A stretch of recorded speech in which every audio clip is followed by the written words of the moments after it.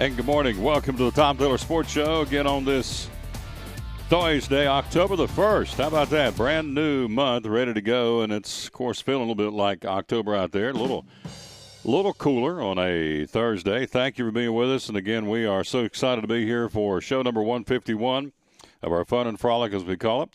And we're going to be here until 2 o'clock bringing you lots of sports. We're going to be talking to Sean Witten, the football coach at Elizabethton, Doug Fritz from the Johnson City Press, David Carmichael from the city of Johnston City, the Parks and Rec. He's going to talk about my Raiders, the Raiders. And also David Crum, Tennessee Wildlife Resource Agency officer. All that coming up. I don't know if we can get with my man Tommy Wyman and do the quiz show today or not. I don't know. We're going to try to because he is busy. In fact, I was out this morning and passed, let's see, 2 dump trucks and a flatbed full of looks like a big bulldozer, not a bulldozer, but a backhoe. So they're going somewhere to do something. And so they're busy right now, and they are trying to get everything in before the weather sets in and all this cold weather gets here. That's going to be around the corner, of course, in November and December and January and February. And, of course, lots of rain coming our way, apparently. They are talking about, in fact, the governor of Virginia has put the state of Virginia under an alert and state of emergency, as a matter of fact, for the state of Virginia with Joe Quinn. I've heard of Joaquin. I've heard of Joe Quinn. So, it would look to me like Joaquin would be how I would pronounce it, the hurricane. But anyway, it looks like we've got some rain coming. It will impact, of course, tomorrow night's football game will be on the road. Go ahead and hit that right there. And there we go. Science Hill to Hardin Valley tomorrow night. We'll have that beginning at 7 o'clock with the Blue Lizard pregame show. Don Shepard and yours truly bringing it to you from Hardin Valley High School. Let me go ahead and button that right there. I think it'll make it look a little more proper. And then we've got also Saturday. They're talking about that game being in the rain, too. Tennessee and Arkansas. Big football team, different kind of offensive set. The Big Orange is going to see. We'll talk about that later in the show. Totally different football team. This is a power, smash-mouth football team that is a ball-controlling, yard-eating-up football team, Arkansas. So Tennessee will face a different style team than they have so far this season, and we'll see how they react to it. Can they stop them? Because they pretty much, from what I can gather, just line up and say, here we come, like the old Wisconsin football teams that he's been a part of. They just line up and here we come. If you can stop me, you can stop me. If not, then c'est la vie, rather. So anyway, we'll talk more about that coming up a little bit later in the show. It is a Thursday, October the 1st. Again, our thought for the day, our verse of the day, the man who hung up on the cross, who we dedicate the show to, it is Ephesians 3, 18, 19, 20, and 21, and it goes like this, the verse of the day. May you grasp, check this out, this is really cool. I get inspired every time I read these. May you grasp how wide and how long and how high and how deep my love for you is. A love that surpasses knowledge. You can't understand it. You cannot ask or imagine the things I am planning for you. May you grasp how wide and long and high and deep my love for you is, a love that surpasses knowledge. You cannot ask or imagine the things I am planning for you. Ephesians 3, 18 through 21. And again, that is an awesome, awesome way to start the show here. No question about that here on the Tom Taylor Sports Show. It is a Thursday. Let's jump right in and talk about it. Last night, let's start with baseball. Cardinals have done it. Hit it.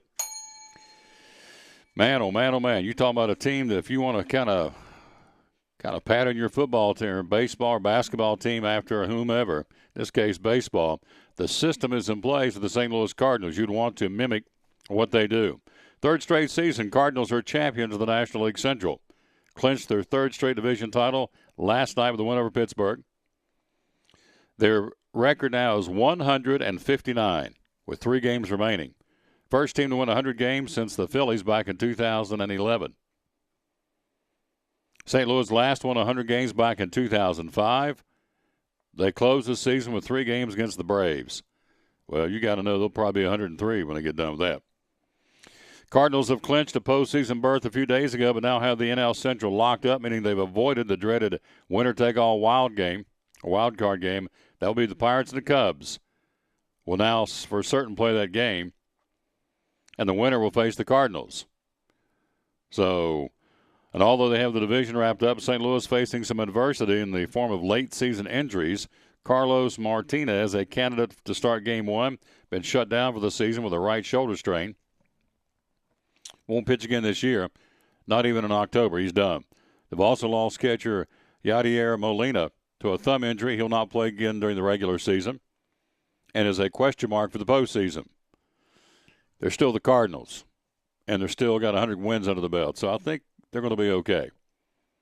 Cubs and the Pirates going to decide here the last couple of days of the regular season, which ends on Sunday, where they're going to play that one-game, winner-take-all wild card game, whether it's going to be in Pittsburgh or in Chicago at Wrigley.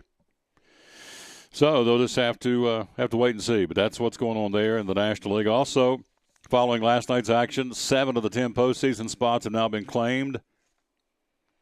The Mets, the Dodgers, the Cardinals, the Pirates, and the Cubs are the National League field. That's all set. But in the American League, only the Royals and Blue Jays have clinched. The Rangers have a 2.5-game lead on the Astros in the American League West and will open a 4-game set with the Angels starting tonight. The Halos are 3 behind Texas. So you've got the Rangers, 2.5-game lead on Houston, and a 4-game series with the Angels. They are 3 back of Los Angeles, is 3 back behind the Rangers, and they start a 4-game set tonight. Could be interesting. Rangers, 2.5-game lead. Angels are 3 games back, but they play 4 games, and that'll decide the American League West. The Yankees blew a chance last night to clinch a postseason spot. They still have an inside track for the wild card spot. They have a 3-game lead for a wild card spot in general. Their magic number is 1, so they can clinch it any day. So they're in the driver's seat to be one of the wild card teams.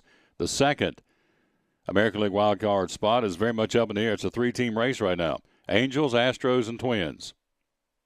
So there you go. There's got a list here of all the different tie-breaking criteria. It's 2 pages long. So, again, Yankees are in, and so the other team of the wild card will be the Angels, the Astros, or the Twins. And again, in the American League, the Royals and Blue Jays are in. So, and again, on the National League, New York, Los Angeles, the Cardinals, the Pirates, and the Cubs are in for the National League postseason. So, should be a lot of fun. That 4-game set starting tonight. That'll go a long way, of course, deciding what's going to happen in the American League. And so that'll be, where do they say? They're going to be playing tonight. Where's it going to be? I guess it's going to be in Texas. 4-game series with the Angels starting tonight. And, again, they're 3 behind Texas, so that comes down to the literal last game of the season on Sunday. Tom Taylor Sports Show, thanks for being with us. We got stories coming up about Rex Ryan. He's still mad about the Patriot game 2 weeks ago. We'll talk about that. Also, East Tennessee State's got their first chance for a first victory coming up on Saturday. It's not going to be easy. It may be in the rain. We'll talk about that. Also, the Arkansas offense, we mentioned that. Also, we told you yesterday, Tony Stewart stepping away from the ride. We'll talk more about that. Also, ETSU men's basketball, got a chance to check them out on Saturday morning. Got a little story about that coming up. And all that and more here again on the Tom Taylor Sports Show. Also, the high school golf, how they finish. They being Science Hills boys and Dobbins Minutes girls. We'll tell you all about that coming up here in a few minutes as well here on the Tom Taylor Sports Show. Do want to say thanks to one of our sponsors coming back with us. We're very excited, Food City. Here they are in the old ball cap, and we're very excited about that. They're going to be with us, and that is a very, very good thing. And we're going to be back with them in their stores in the very near future for the holidays. So looking forward to that very much so. And so hello to Food City and all the good folks there again on this. You need Cherokee Barbershop. Barbershop shirt, bad for business to have hats. You're right. I do need a barbershop shirt. I do need one. This is a big Cherokee Barbershop right here. I would wear that proudly if I had one of those from the Gator Man, Cherokee Barbershop. And also, again, the ball cap from Food City. And you're right. It's bad business to have hats. Bad for business. You're right. For if you're in the barbershop business, the Cherokee Barbershop down there, let me just go ahead and talk about them while I got a chance here. Located on South Roan Street, right down for the Tipton Haynes Working Farm. And when the barber pulls out, the old Gator Man's in. He's in there today as we speak. Got us up on the speakers. Hello, Gator. Waving at him, and he's waving back, taking his scissors. And, hey, Gator, thank you. Haircuts are free there, by the way. Haircuts are free. Cost you a cup of coffee is $11, but you get to keep the cup. But the haircuts are free all day long, 6 days a week, 5 days a week, rather. Again, at the Cherokee Barbershop, Tuesday through Saturday. When the barber pulls out, the Gator Man is in. He's easy to get there.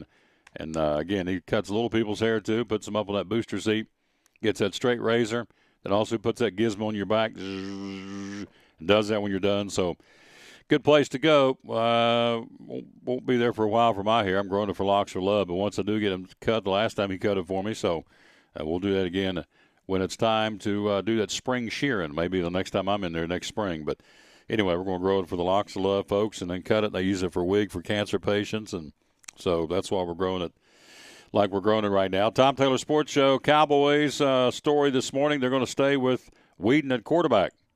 You know, they went and got Matt Castle for the from the Buffalo Bills as backup, but now they're going to stay for now. Brandon Weeden will be, as he set the Cowboys' all-time consecutive completion mark last Sunday. You believe that? All the quarterbacks down through the years of the Dallas Cowboys, Staubach and Aikman and, oh, gosh, let's see, who else? Craig Morton, I know, of course, Troy Aikman, Roger Staubach, Danny White. I mean, you run down the list of the great quarterbacks at Dallas. Here's a guy that set the record. All-time consecutive completion mark last Sunday, his first start of the season. Cowboys lost to the Falcons, and Weeden dropped his 9th consecutive start, was the downside of the game. Weeden says, that's not good. I was in Cleveland. Those days are long gone.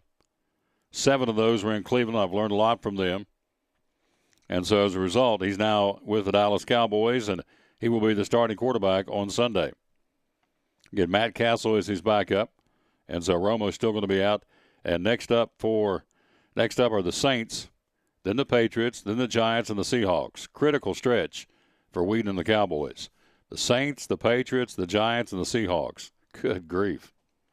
Pretty tough schedule for the Dallas Cowboys. And, again, you got Brandon Weeden is going to be the starting quarterback for the Cowboys on Sunday. Tonight, Michael Vick will be in behind center for the injured Ben Roethlisberger as the Steelers battle the Baltimore Ravens tonight in Pittsburgh. Hurricane, I'm going to call it Joaquin. That's how I've always called it. There used to be a guy, in fact, he passed away not too long ago, as a matter of fact. Joaquin Andujar for the St. Louis Cardinals spelled it the same way, and so it was always phonetically Wahkeen. So Hurricane Joaquin may impact that game tonight in Pittsburgh. Because that's going to impact a lot of things this week and weekend on the Atlantic Seaboard. Anyway, the Steelers tonight at home against the Ravens at Heinz Field in Pittsburgh. And, again, that game is on. And so they'll play it in the driving rain if need be. I would think tonight in Pittsburgh, just me, I would think it would be a little rainy and certainly a little cold up there. So a little windy, a little cold this time of year for Pittsburgh. So, again, that'll be tonight. NFL Thursday Night Football. Again, the Steelers and the Baltimore Ravens. Also in college football tonight, Miami 3-0 will be in Cincinnati to battle the Bearcats, who are 2-2. Rex Ryan is still mad. By the way, coming up here in a few minutes, we're going to check in with Sean Witten, the head football coach of the Elizabethton Cyclones. They got a big game tomorrow night against the Pigeon Forge Tigers are coming to town. And so we'll talk to Coach Witten coming up here in a little while. It's been 10 days. Rex Ryan still talking about his team's loss to the New England Patriots. After falling 40-32 to the Patriots, the Bills beat the Dolphins last Sunday. And yet yesterday in his press conference, he was back talking about the team he can't seem to beat. He says the Patriots, quote, attempted to embarrass the Bills. Well, I can see that, but you ran your mouth for 2 weeks going to lead up to the ball game, so why wouldn't I? I would try to embarrass you too. I mean, you ran that mouth, and so it's time to put it out on the field and show who's boss, and the Patriots showed who's boss. At first glance, the score doesn't seem to indicate that Bill Belichick was trying to embarrass Ryan's Bills, as the Patriots only won by a single score, but the Patriots led 37-13 after 3 quarters and took a fourth-quarter scoring spree by the Bills to get within striking distance. So even if the Patriots tried to run up the score, it ended up being the right decision considering the Bills nearly came back to tie the game. I don't think he ran up the score. I think he just played football, and Ryan can't stand the fact that he talked a lot of smack and couldn't back it up. They got beat. That's me.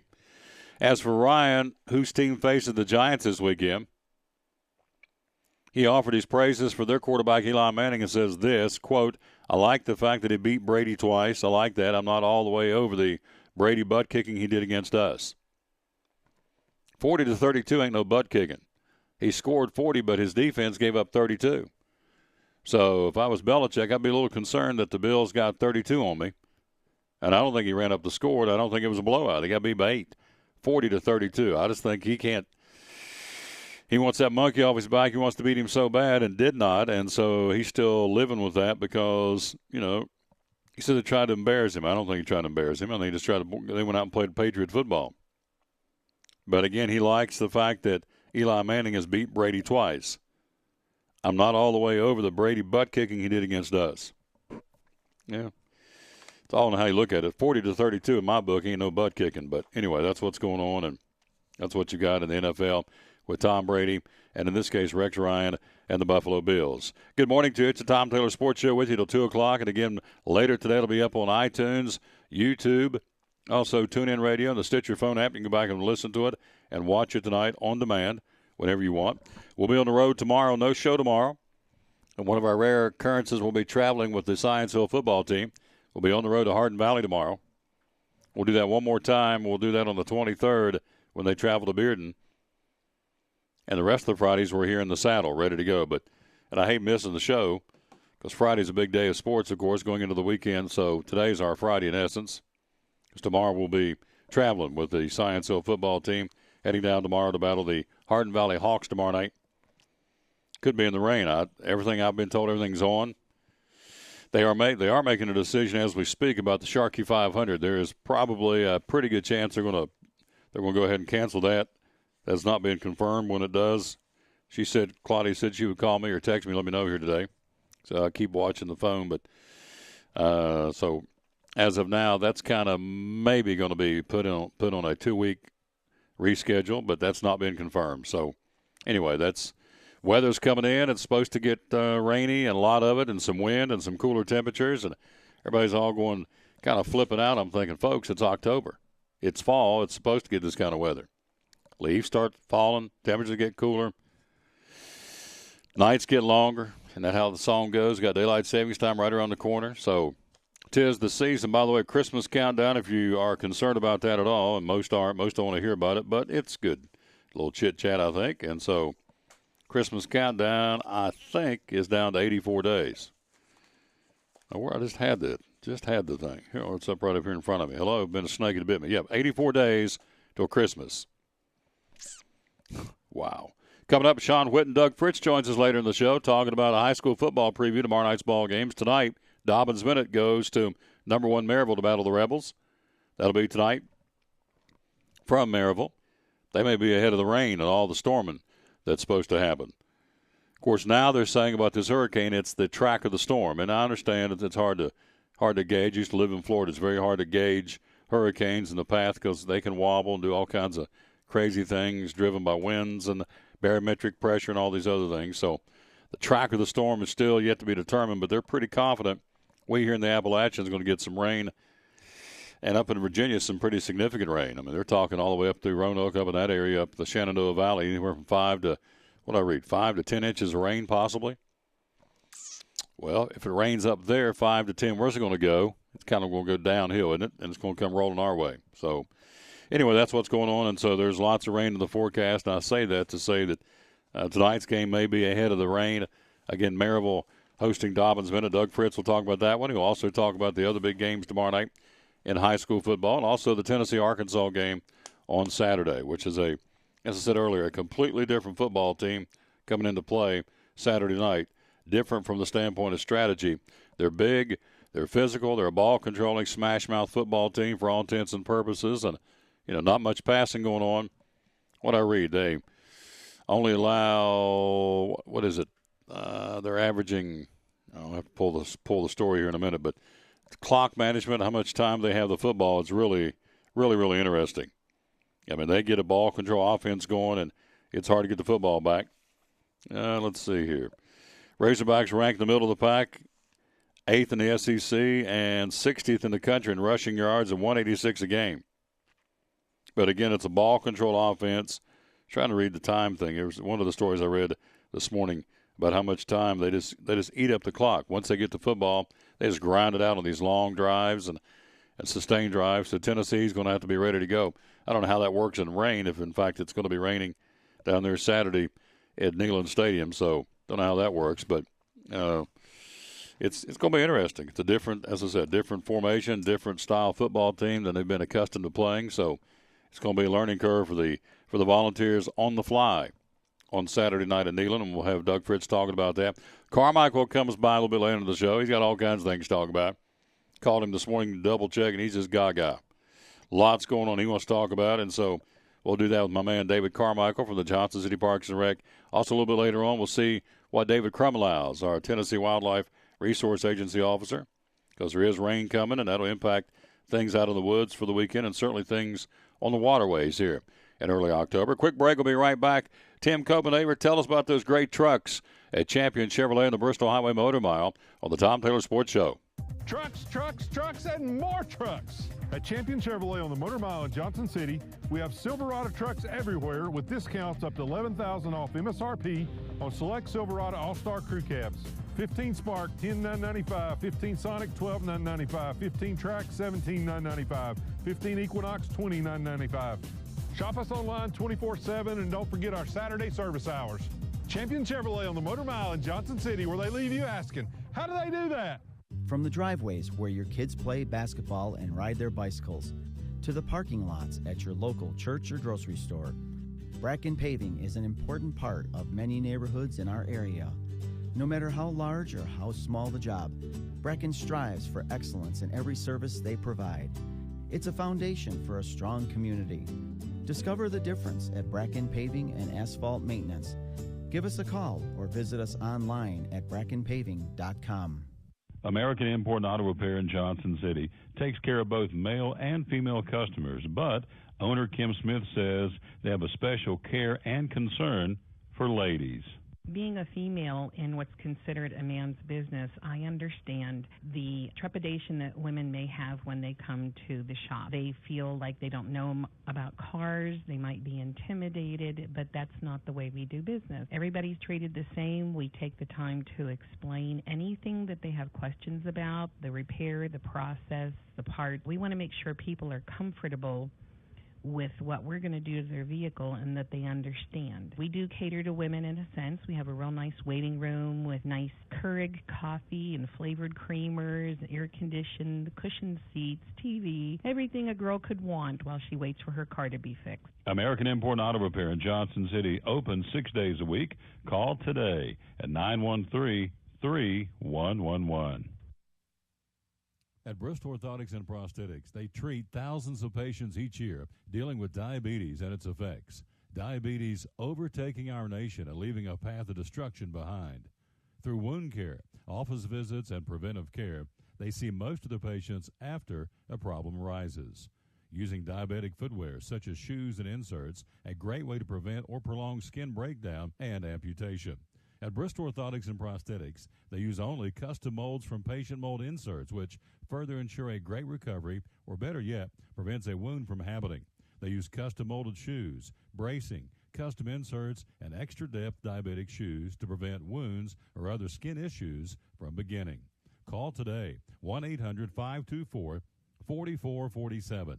39 years, 6 locations, 1 family. Bristol Orthotics and Prosthetics, 1-800-524-4447. Whether lying on the beach, just working in your yard, or watching NASCAR racing this weekend in Bristol, your skin needs protection from the harmful effects of the sun. Blue Lizard Sunscreen delivers broad-spectrum SPF 30-plus protection that comes with smart bottle technology. Our bottle changes colors in the presence of UV rays, reminding you to cover up. It's the brand most recommended by pharmacists and dermatologists nationwide. Plus, it's made right here in the Tri-Cities. Blue Lizard Sunscreen. We've got you covered.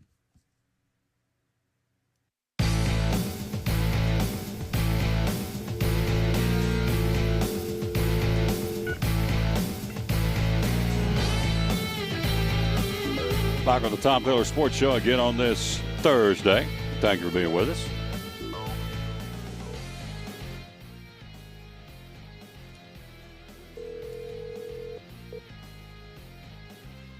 Hello.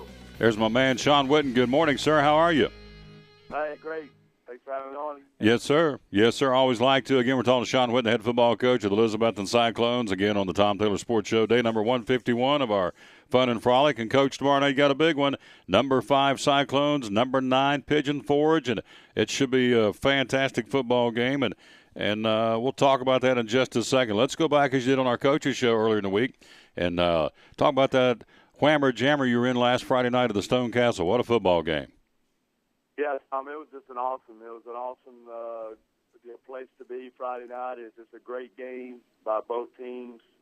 We're just so fortunate to come on out with a big win. And it's two resilient football teams. We battled, and one team took the lead, and then we were able to take the lead with about 6 minutes left in the game, and it's a game where multiple positions, multiple guys stepped up, made plays on both sides, and it was exciting. It was a great high school football game. We knew it was going to be a physical contest, and Coach Mays had his guys ready, and we were fortunate to beat them the last 2 years, so I'm sure they were fired up for us. But anytime you get one cast, it's always great, and we realized that we were extremely fortunate coming out with a win. We're talking to Coach Whitten again from the Elizabethton Cyclones. So you come off that high and get ready for a big football game back in the 3A rankings and back in the conference, playing for first place tomorrow night. Pigeon Forge comes to town, and obviously they're a very good football team. They're ninth in the state. And so they're a very good football team coming to town. And so it's going to be another night to ask your kids to rise to the occasion, right? Yeah, it is. It's two pretty tough weeks for us back to back, and hopefully, the big running back Whaley, maybe stays asleep on the bus, makes about an hour and a half trip up here. He's got a good running back. He's already rushed over for 1,000 yards. One game he scored 6 touchdowns. A powerful young man. Coach Meadows is a great coach. He's been at a lot of great schools. He's got Pigeon Forge playing at a high level. Unfortunately, they got beat last week, 31-28. But it's going to be a big football game. A team we've never played before. There's a lot of excitement. Preparing for a team like that, it's fun, and it's going to be another great night. We're fortunate to be at home, and we're looking forward to it very much so. They're calling for a lot of rain here in the region tomorrow. Lots of rain as a result of this hurricane. If it comes in our direction, they're talking, a lot of rain, wind tomorrow night, cooler temperatures. Does that affect your plans for the game, kind of a game plan? Is that altered because of weather? You're still pretty much going to do what you got to do on the artificial surface? Well, we're fortunate to have an artificial surface, but I think, too, you always have to prepare for it. It's in those conditions, it's not so much rain conditions are tough, it's windy conditions. Anytime you get strong wind, it's tough to, kick, it's tough to throw in that direction. A lot of times going one direction versus the other direction is tough to go against. We prepared for it last week. We're going to prepare for it again today just to make sure we're ready. But, anytime ball security is very important.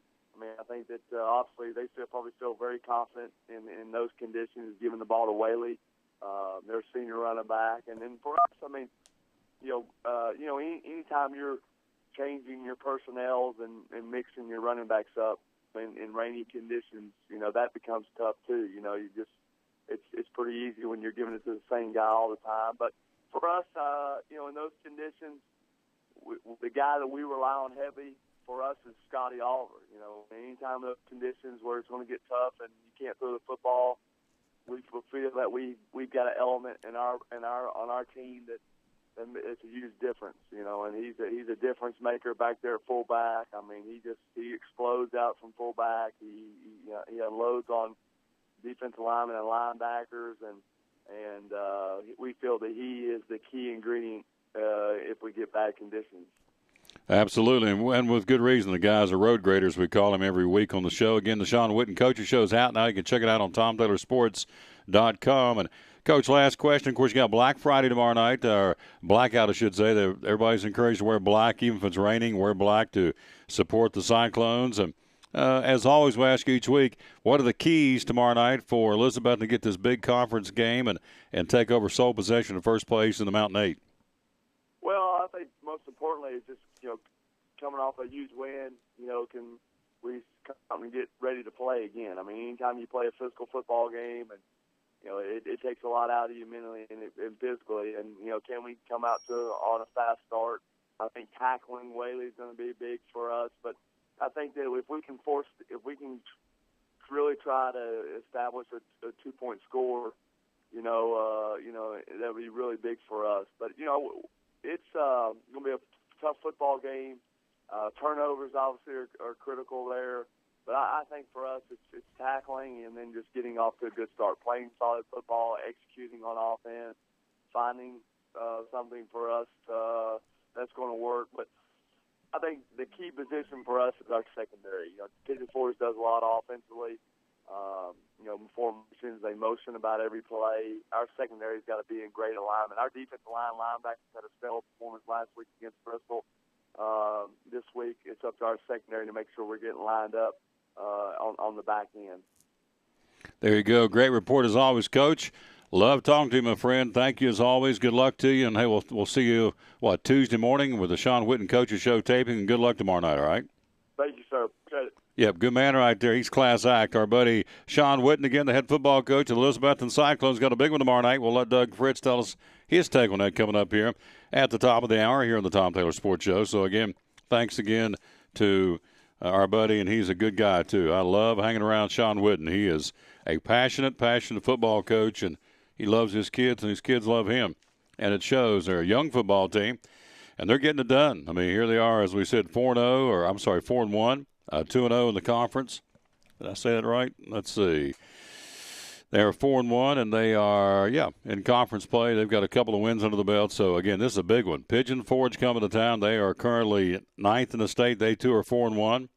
And, again, Elizabethton moving up a notch from last week from 6th to 5th in the state. So, number 5, Betsy, and number 9, Pigeon Forge collide tomorrow night, again, at Citizens Bank Stadium in Elizabethton for the Cyclones and the Pigeon Forge Tigers. Are both orange and black, too, if that means anything to you. So that's pretty cool. But they're encouraging all the Cyclone fans tomorrow night to have a blackout on Friday and wear all black to support their team tomorrow night in Elizabethton. We got a chance to tell you about some basketball at East Tennessee State University Saturday morning at 10 o'clock at Freedom Hall. The men's basketball team will hold an open practice, and the women's basketball team will be on hand to greet fans inside of Freedom Hall at 10 o'clock on Saturday morning prior to the Bucks football game with St. Francis. Some other things going on October the 15th. This one's called Holding Court. October the 15th would be, 2 weeks from today. And we'll talk more about that between now and then. But ETSU women's basketball team will host a special interactive practice session 2 weeks from tonight. Fans are encouraged to wear their athletic shoes and attire so they, too, can participate with the team on the Brooks Gym floor. May put on my sneakers and get over there and do a little wheeling and dealing. I could play ball back in the day. In addition, the first 400 fans to arrive will be treated to free pizza and drinks. Fans also have a chance to receive free Gold Standard T-shirts, courtesy of Johnson City Honda. It's going to be coming up 2 weeks from tonight. Brooks Gym, East Tennessee State. It's free to the public. It's called Holding Court, Brooks Edition. Then you've got on the 22nd, looking a little bit deeper into the end of the month, which would be 3 weeks from tonight. Blue Nanza, the annual hoop celebration event. Blue Nanza presented again by ETSU, featuring both the Buccaneers men's and women's basketball teams, traditional three-point shooting contest, dunk exhibitions, inter-squad scrimmages. Fans will get to hear from coaches Steve Forbes and Brittany Ezell about their teams and their expectations for the upcoming season. First opportunity to see both teams together at the same time on the same floor. First opportunity to do that. That's 3 weeks from tonight. So the Bucks gearing up for what should be an exciting basketball season with the two coaches they've got on board, Brittany Ezell for the Lady Bucks and the new coach, Steve Forbes, who, as we told you earlier in the week, got another commitment. Young man out of Detroit can play. Last name was Williams. And so he makes a commitment to be part of the Buck basketball team for the future. So Coach Forbes out there, he is pounding the pavement and finding the bodies, if you will, to get them in here to be Buccaneers and wear the blue and gold of East Tennessee State. Pretty exciting stuff. And so your first chance to see them will be this coming Saturday morning at 10 o'clock at Freedom Hall in Johnson City. Tom Taylor Sports Show. We're talking about the hurricane. Hurricane Joaquin makes its way to the East Coast this weekend. Could force the NFL to postpone Sunday's game between the Eagles and Redskins, scheduled to be played at FedEx Field. Let's see. Jason LaCanfora has reported from the National Football League that the league is currently trying to figure out what to do if the hurricane hits and that postponing the game would be the easiest option. Both the Redskins and the Eagles have a bye in Week 8, and if the game were to be postponed, that's likely when it would be made up. If the game's postponed, both teams will get a bye this week, then see each other on November the 1st. And they also play back in Philadelphia in the home and away December the 26th. So, not the first time weather's caused the game to be moved. Last season, a Bills game that was scheduled to be played on a Sunday in Buffalo was moved to a Monday in Detroit due to a snow emergency in the Buffalo area. Remember that one. So, they're talking about moving the game or postponing the game until later in the season, they being the National Football League. And that, of course, would be for the Redskins and the Eagles on Sunday to be played at FedEx Field. I mean, as I said earlier in the show, the Governor McAuliffe from the state of Virginia has declared a state of emergency for Virginia with the rain coming off this hurricane that continues to kind of meander up the Atlantic seaboard. Where it's going to hit is still to be determined, but bottom line is it's supposed to bring a bunch of rain to the region. A lot of rain here, too. They are talking, as we said earlier, about postponing the Sharkey 500. That has not been confirmed, but that will be confirmed before we get off the air because Claudia said she would call and let me know so I can get the word out to folks, starting with me, that it's going to be postponed, and that's not been confirmed yet, but a meeting a little bit later on this afternoon to see if that's the direction we're going. Doug Fritz joins us coming up here in a few minutes here on the Tom Taylor Sports Show, again on this Thursday, October the 1st, and the countdown to Christmas. We're down to 84 days. And the countdown on the show, we're up to 151 days on this show, which we love being here, and we certainly appreciate you allowing us to come in to wherever you are, at your home or your place of business, on your phone, wherever it may be, tooling down the highway. And so we appreciate it very much. Had breakfast this morning with our buddy Tim Smith, American Import and Auto Repair. Always enjoy hanging around with Tim and his lovely bride, Kim. And so we had a good time and always enjoy talking to those kids. And Kim's getting ready to talk to us here in just a second. We'll take a quick break. We'll be right back. Got a whole lot more to talk about here on this Thursday edition on October the 1st of the Tom Taylor Sports Show. Hi, I'm Rob Cole with Bays Mountain Park. There's something for everyone at Bays Mountain Park. Whether you're an outdoor enthusiast or simply looking to get away and relax, Bays Mountain Park in Kingsport, Tennessee is the perfect destination. For only $4 per vehicle, enjoy 3,500 acres of breathtaking scenery, featuring 40 miles of hiking trails, wildlife habitats, one of the Southeast's premier planetariums, and much, much more. For more information, please visit www.baysmountain.com or call us at 423-229-9447. Bays Mountain Park, one of the Tri-City's best places for learning, leisure, and recreation. American Import and Auto Repair takes a lot of pride in their work and customer service. Owner Kim Smith tells us why someone should consider American Import and Auto Repair in Johnson City. Well, of course, the first thing is you want to make sure that people are getting value for their dollar. Our emphasis is on quality, not quantity. We want to make sure that not only is the job being done, but it's done right with quality parts, with highly trained technicians. All of our technicians are ASE certified. We have several master techs, which is the highest you can get in the ASE. And ASE is a program that certifies people to the top level of their industry in car repair. We want people to feel comfortable. We never twist people's arms. Like I said, it's about quality. We want people to be happy. We want them to come back. We want a good name. You know, we're customers of other businesses. We want to be treated right, so we'd like to treat our customers right. American Import and Auto Repair, Johnson City. Call today at 913-3111. Kingsport Cabinetry installs cabinets and countertops all over the three-state region. Owner Richard Isaac says there is no charge for his quotes. All of our quotes and drawings are free. I know a lot of the national chains, big box stores and stuff, and I understand they have to charge a price to come out and measure and do a quote, but here at Kingsport Cabinetry, we do all that for free in hopes that our service is good enough. I always tell people this, Tom. I say, you can go anywhere in this town and get a product like I have, but find somebody you're comfortable working with. If you're not comfortable working with me, find somebody you are comfortable working with. But I can guarantee you we'll give you the service. We have a full shop back here that we do custom work, and I'll just move on a little bit. We get into commercial work. We do a lot of commercial work, a lot of healthcare, a lot of restaurants, banks, schools, things like that too. Kingsport Cabinetry. Call Richard Isaacs today at 247-6134. If you're catching some waves or just playing in the yard, it is important to protect yourself. You may not feel the sun's heat, but UV rays can still damage your skin even in cloudy weather. Blue Lizard Sunscreen, recommended by pharmacists and dermatologists nationwide. Our SPF 30-plus formulations use only the highest quality ingredients for broad-spectrum protection. As a reminder to protect yourself, our bottle turns blue when UV light is present. Blue Lizard, we've got you covered.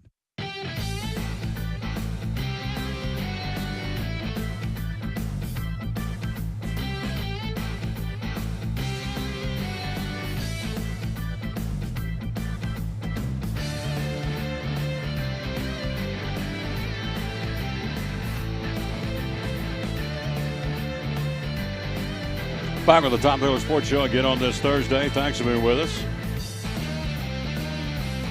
One of our great sponsors, Bracket Asphalt Maintenance and Paving at 323-8726. 323-8726 is the number to call. Be sure and give them a buzz. Now's the time to get on the list, and the meter is running, getting shorter and shorter, the opportunity for them to come out and seal your driveway and get it ready for the wintertime. And as Tom says, and he's right, we're a nation – and not a nation, but a people of procrastination. We wait till the first cool snap or first bunch of rain or the first temperature change, go, we better go out and get this done. They've had all summer and all spring, so they are slammed, but they've got room for you. Give them a call. 323-8726 is the number to call. 323-8726 to find out more how they can get you ready to go for the winter time, which is right around the corner. And, of course, the rain coming in this weekend, that'll really accent the fact that you need to, get our driveway sealed and some of the parking lots striped, ready to go, too, for the wintertime months. Daylight savings time getting ready to come in pretty soon. Gets darker earlier, so for those of you who have a parking lot, you need to make sure it's well striped and well petitioned off, I guess, via the striping of the parking lot. So you need to do that, and they can do that for you and do it very quickly. Doesn't take them long to do that at all. 323-8726 is the number to call. Dobbin's been on the road tonight, taking on the top-ranked team in the state with a 36-game winning streak. They would be the Maryville Rebels, happening tonight in Maryville. Dobbin's been has split its 4 previous meetings with the Rebels. 2 most recent losses, including Maryville's 41-21 over the then unbeaten Indians in the 2012 state quarterfinals. So, filling a far fresher wound is the tribe rival Science Hill, which got beat 52-17 with the Rebels on September the 18th. Tell you what, they're a very, very good football team. And, I'm not sure, you got Isaiah Cobb, the running nephew of Green Bay Packers wide receiver Randall Cobb. He's just one of many. It will take a yeoman's effort for Dobbins to win that football game. I'm not going to say it can't be done. I'm not going to say it won't be done, but I'm just going to tell you, they got to line up and they got to play nearly perfect football. Also, the other guy that Science Hill saw, he ran roughshod over is Michael Hall, 6'1", 232 sophomore. Already getting a lot of looks in Division I. Senior running back Joel Hopkins, who loomed large in last year's state championship win over Ravenwood. Also, a lot of carries in the backfield. There's a very good football team. No question. Dobbins been to counters with scrambling quarterback Cole Maupin and Elijah Dunn and Jacob Strange and Edward Newcomb, although he is a question mark for the season after being hurt against Hardin Valley. Running backs Jacoby Thompson and Blake Rogers have led the DB rushing attack. So, T.D. Blackman, MVP in the state championship game last year, probably the best linebacker in the state. He can play the run, drop back, and play the pass. He's an extremely good football player, says Graham Clark. They don't do a lot on defense, but they know exactly what they're doing. They don't have much guessing game. They don't have much of the guessing game, but when they do bring pressure, it's at the right time. I'm telling you, George Quarles, I said this last 2 weeks ago when we saw him on the Science Hill broadcast. Been doing this a long time. That was the best top-to-bottom solid football team I've ever seen in a high school. And I've been at this 37 years I've been calling ball games. I'm telling you, they can play. And, does DB have a chance? I don't know. I don't have much of a chance, to be honest with you. If what I saw was standard operating procedure, and there would be no reason why I wouldn't think otherwise, 12 state championships in 17 years. I know they're not perfect. They have chinks in their armor somewhere, but I didn't see it. And I don't know how you get ready for them. But anyway, DB's got their hands full. They'll be on the road tonight on a Thursday night affair. Maryville at 6-0 and 3-0. Dobbins Minute at 4-1 and 2-0. It's a big conference game, too. And it's not to say, again, I'm not telling you that DB can't win the game. I'm going to tell you it's going to be very hard for DB to win the game because Maryville is that good. They're just a solid football team. In fact, I even told some folks at the game there are some small colleges around here that probably would get beat by Maryville. If you played them 10 times, Maryville would beat them probably 7 or 8. I mean, they're just that good. But anyway, they play tonight down at Maryville. DB, 4-1, 2-0. Rebels, 6-0 and 3-0. And again, the top-ranked team in the state in 6A for a reason. And they're riding a 36-game winning streak. Coach Graham Clark says, quote, they ain't bad. They didn't have to go to camp to learn how to sing the Temptations to get good like they did and remember the Titans, which is true. So good football team tonight. And so it'll be a tough test for the Indians of Kingsport Dobbins Minute. What else happening again on this Thursday? We were talking earlier. Here's the numbers I wanted. We'll give props to the Kingsport Times News in this article about Arkansas. Arkansas opponents are only averaging, here we go, Razorbacks controlled the ball for 39 minutes and 28 seconds out of a 60-minute football game, 28-21 overtime loss to Texas A&M on Saturday. The Aggies ran 48 offensive plays the whole game. That's it. That is not very many. Arkansas opponents are averaging just 55 offensive plays per game. The Vols are averaging 78 offensive plays per game. So the Volunteers are expected to have fewer opportunities than usual. Butch Jones says, so every time our possession of the football, it's got to be very critical we get points. So Jones also said capitalizing on good field position, not making turnovers and other critical mistakes, huge for the football game.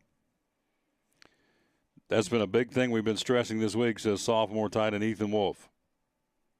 We got to make every play count. We can't have any negative yardage plays to get us out of our offensive set. Big ball game Saturday night, no question about that. Also, Quarte Sapp, hope I'm saying it right, the Tennessee reserve linebacker, Quarte, is out indefinitely with a stress fracture in his foot. Butch Jones said he can't really put a time frame on how much time Sapp will miss. He is from Alpharetta, Georgia. Played in each of Tennessee's first 4 games and made 3 tackles. Also, Alton Pig Howard's status remains uncertain for the Arkansas game. He missed the Florida game last week with an injury that has not been specified. In this day of disclosure and everybody knowing everything about everybody else's business, when you, again, that's twice now. What was the gentleman's name before? Danny O'Brien, the defensive tackle. Still don't know why he was out.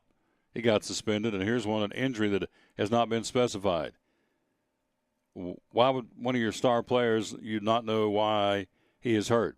Is it a knee? Is it a leg? Is it an ankle? Is it an ear? What is it? Not saying.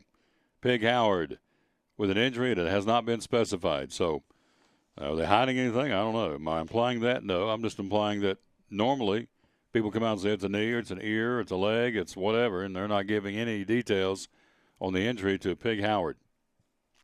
So I do think it's interesting. Are they hiding things?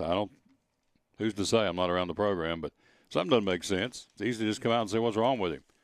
A unspecified injury. Well, it's not unspecified. It's bad enough for him to not play, so it's a specific injury. Anyway, that's what's going on with the Volunteers, and they've got their hands full coming up, as we said, on Saturday night with the Arkansas Razorbacks. And, hey, you can say the same. Arkansas's got their hands full, too. It's going to be a two-way street, no question. What else going on in the world of sports again on this Thursday, October the 1st, brand new month. We're so glad to be with you. This is pretty cool, down at Ole Miss. They want to change the school's mascot to the Land Sharks. Currently, the Rebels are represented on the sideline by Rebel Black Bear, which became the official mascot in 2010. 7 years after Colonel Reb was removed from the sideline. So this is the Rebel Black Bear. So it's all about this Rebel. They want to get rid of the Rebel nickname at Ole Miss. Some folks do. And so the Land Shark would be the official mascot of the university. Everywhere you look on game day, the story goes, the story is all about the Land Shark, whether it is in the defense making plays, the hype video, the flag wave, or even the fan cams.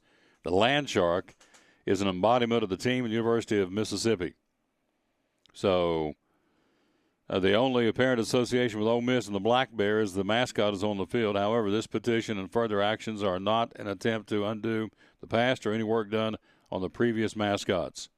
So anyway, they're trying to switch things out in Oxford and become the Land Sharks versus the Rebel Black Bear, which stands on the sideline, has been there since they got it started with the official game mascot back in 2010. Land Sharks, Mississippi? Okay, I don't get it, but a lot of things I don't get, obviously. We'll take a break. We'll come right back, and when we do, get ready to talk Doug Fritz from the Johnson City Press. He'll highlight that football game we're talking about. That football game, of course, would be Tennessee and Arkansas on Saturday night from Neyland Stadium, which could be a rainy Neyland Stadium, no question about that. And then also later in the show, we'll check in with Carmichael. He's going to join us.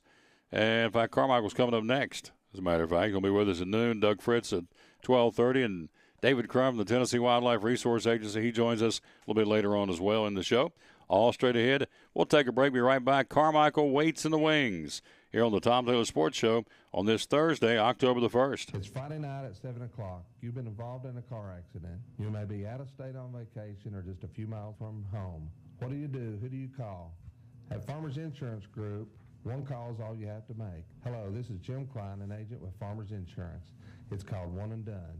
You don't have to wait till Monday morning to file a claim. You can make the initial call and we'll begin right away to help you. We assist you in moving the vehicle to a certified repair shop, getting you set up with rental car, and informing your agent.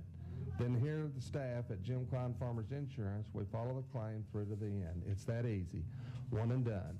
We're your one and done location for all your insurance needs. Auto, home, life, commercial, workers' comp, and bonds. We can help you with all your insurance needs. Give me a call today, Jim Klein Farmers Insurance at 247-5400, your one and done location in Kingsport, 247-5400. At American Import and Auto Repair in Johnson City, one of the things that owner Tim Smith is most proud of is their hard-earned certifications. We are an ASE Blue Seal shop, which is important because what it tells the customer is we care enough to get certified, not in one certain area of cars.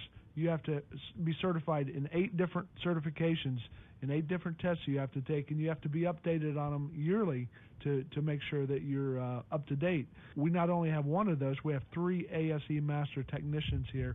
With the ratio, it goes into a ratio, and we're a Blue Seal shop. So it tells you that we care about training and we care about knowing about your car. We want to help fix it right. American Import and Auto Repair, West Market Street, Johnson City, home of the free loaner car program. Open 6 days a week. Call today, 913-3111. Any day is a good day to get a tray from Chick-fil-A. Over 10 to choose from. Perfect for having the gang over to watch the big game, birthday parties, church get-togethers, backyard gatherings, everything from fruit trays to garden salad trays to nuggets and chicken strip trays. And for the sweet tooth, try the cinnamon cluster or chocolate chunk cookie tray. So you see, any day is a good day to get a tray from Chick-fil-A. Chick-fil-A at the Crossings in North Johnson City.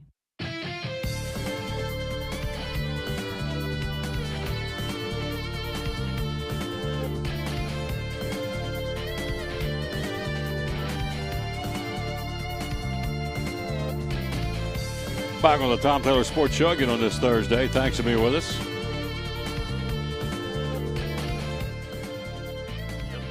There's our man, David Carmichael. Good morning, sir. How are you? I am doing great today, Tom. How are you? I'm doing fantastic. Thanks for checking in with us, and we got several things to talk about. And let's get started with yours first today. What's going on with the Johnson City Parks and Rec we need to know about this week? Well, it is hoop time time in Tennessee again. We've got youth basketball registrations going on currently. It's $25 if you're a city resident, $30 if you're a non-city resident. Ages are ages 6 and 7, 8, 9, 10, 11, 12, 13, and 14, 15, and that's for both boys and girls. Like I said, $25 if you're a city resident, $30 if you're not. We do provide a jersey to each player. Registration will be going on now through October 25th, and after the 25th, there will be a $20 late charge to register. Neat stuff. And so what are the age groups again for basketball this year? 6, 7, 8, 9, 10, 11, 12, 13, and 14, 15, and we place the children by Johnson City School District. Say you're a Lake Ridge student, you'll be placed with other Lake Ridge children. If we don't have enough at a particular school for a team, we'll combine them with another school. If you go to one of the private schools in Johnson City, say University School, Providence, St. Mary's, Ashley, we try to get enough children from that school in an age group to have a team, but if not, we usually combine them with other private schools. And if you live in the county and attend the county school, we place you with the closest city school from which you live. You were talking to our buddy David Carmichael with the Johnson City Parks and Rec. So I know a couple of weeks ago you were talking you need some basketball coaches, some officials, some clock operators. Still need all those folks too? We need all those. If you're interested in being a volunteer coach, just come in here at the Wingdere Athletic Office. We're in the tower between the softball fields here at Wingdere Park, and fill out a coach's application and some other information. You have to take a concussion test, which you go online and watch a video, 15 to 20-minute video, and answer a few questions at the end and get certified that you've went through the concussion training. And I think that's good not only for just coaches, I think for parents also, just to be able to know the signs of if a child has had a concussion in an athletic event. If you're interested, and we'll have a coaches meeting on October 12th at 5:30 here at the athletic office. And we're looking for scorekeepers and referees. If you're interested in being a scorekeeper or referee, we'll have a meeting on October 13th at 5:30. Also, anytime during the day, if you want to give us a call here at the athletic office, 283-5822. Now those pay, is that correct? The the coaches are volunteers, but the volunteers are the backbone of our program. But the refereeing and scorekeeping, we do pay for that. Yep. And so, what must one do to be an official? Do you have to be certified with the TSSAA, or just come and be an official? We come and sign up, and we also do a clinic in October, late October. Herb Greenlee, who's refereed for many years in the area, Herb puts on a clinic, and they do a clinic with the TSSAA officials, and you go through that training and actually work some middle school scrimmage games. To get you ready to do the Parks and Rec, right? Ready to do park and recreation, yes. You could almost do an NBA game, and that might not get you ready to do a park and recreation game. Amen. Amen. Yes. I've been to them, and so for someone, I'm going to go ahead and say this: for someone who's looking to make some extra income, there's a chance. Of course, you get paid. There's a chance you get enough games. It could be well worth your while to put a little extra money in your pocket for Christmas or whatever, right? Oh yes, I mean, especially once you get we do require the officials to.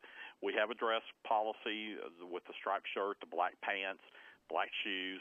But once you've had your whistle, and once you've paid and done that, if you want to work, if you're willing to work and want to work, we could you can work as many as 4 to 12 to 14, 16 games a week possibly, and that could be enough to make to make a little bit of extra money, especially at Christmas time.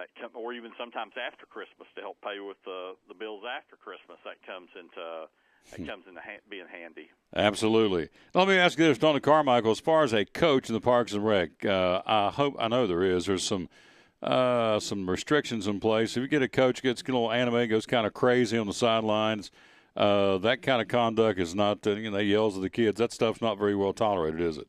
Usually it is not, and a lot of times, even if myself or one of our staff members are not there in a particular evening, a lot of times by 8:30 that next morning, I know about it because my phone's ringing off the hook from a parent on the team saying, our coach did this last night. We don't appreciate this type of behavior. And that's then when we address that when that comes from the parent, then we address it with the coach right after that. Parks and Rec basketball, again, what's the phone number to call, the website to go to get signed up? 283-5822 is the phone number. www.myjcparks.com is the website. We're talking to David Carmichael. Again, we're waiting on word, and we'll hear about it, I think I was told by 1:30 before we go off there, whether the Sharkey 500 will be shelved because of all the rain that's due to be in here for the weekend. They're talking about maybe tweaking that. We'll find out officially coming up here before we get off the air. So, Carmichael, the rains are coming. It will affect a lot of high school games tomorrow night. We're going to be talking to Doug Fritz about that in a few minutes. But also on Saturday, hey, it could very much affect with the wind also and the cooler temperatures. Could be a kind of an old raw night down in Neyland Stadium. Tennessee, Arkansas, with or without the rain, how do you see this one coming out Saturday night? I still think Tennessee will win the game. I still like them this week. Maybe if they can just, maybe if they can just get play 4 quarters, a complete 4-quarter game instead of 3 quarters and 59 minutes. Huh. Really, that's what it's been with them this year. They would be one of the best teams in the country for the first 59 minutes of the game or 58 minutes of the game. I would agree, but it's just like it cannot. And that was the big thing last week, not being able to get off the field on 4th down. Your defense has to make a play. They couldn't in the game with Oklahoma. They couldn't get off the field on 3rd down. Well, they did a little bit better on 3rd down conversions, 3rd down defense this past week, but they couldn't get off on 4th down. Florida was 5-5 on 4th down. Here's a couple of stats. See what you think about this. The Razorbacks controlled the ball for 39 minutes and 28 seconds in the loss to Texas A&M on Saturday. The Aggies had just 9 offensive possessions before overtime, ran only 48 offensive plays. So the Razorbacks had the ball. They controlled the ball. Arkansas opponents are only averaging about 55 plays a game. The Volunteers right now are averaging 78 offensive plays per game. So somewhere there's got to be a meeting of the minds, if you will. So either Tennessee's going to get the ball more than or as much as they normally do, or Arkansas is going to slam the door and not let them have it as much. And if that's the case, then every possession is going to be even more critical if you don't get the ball very much. So apparently Arkansas, all this being said, is a very ball-controlled, big offensive line, a smash-mouth football team for Brett Bielema. Is that correct? It's what you do when you have the ball. It's your efficiency when you have the football. If it's like watching the Cowboys' first game this year with New York. They dominated time of possession, but when you're going down, maybe either settling for a field goal or turning the ball over, if you can't convert those into touchdowns and the other team comes back and converts those into points, even if they just have the ball for a short period of time, all that ball control does you no good. You've got to be able to cash in with it, and that's where Arkansas has had difficulties this year, is being able to cash in and get points. So how big a game is this for – we know what it is for Tennessee. How big a game is this for Brett Bielema and the Arkansas Razorbacks?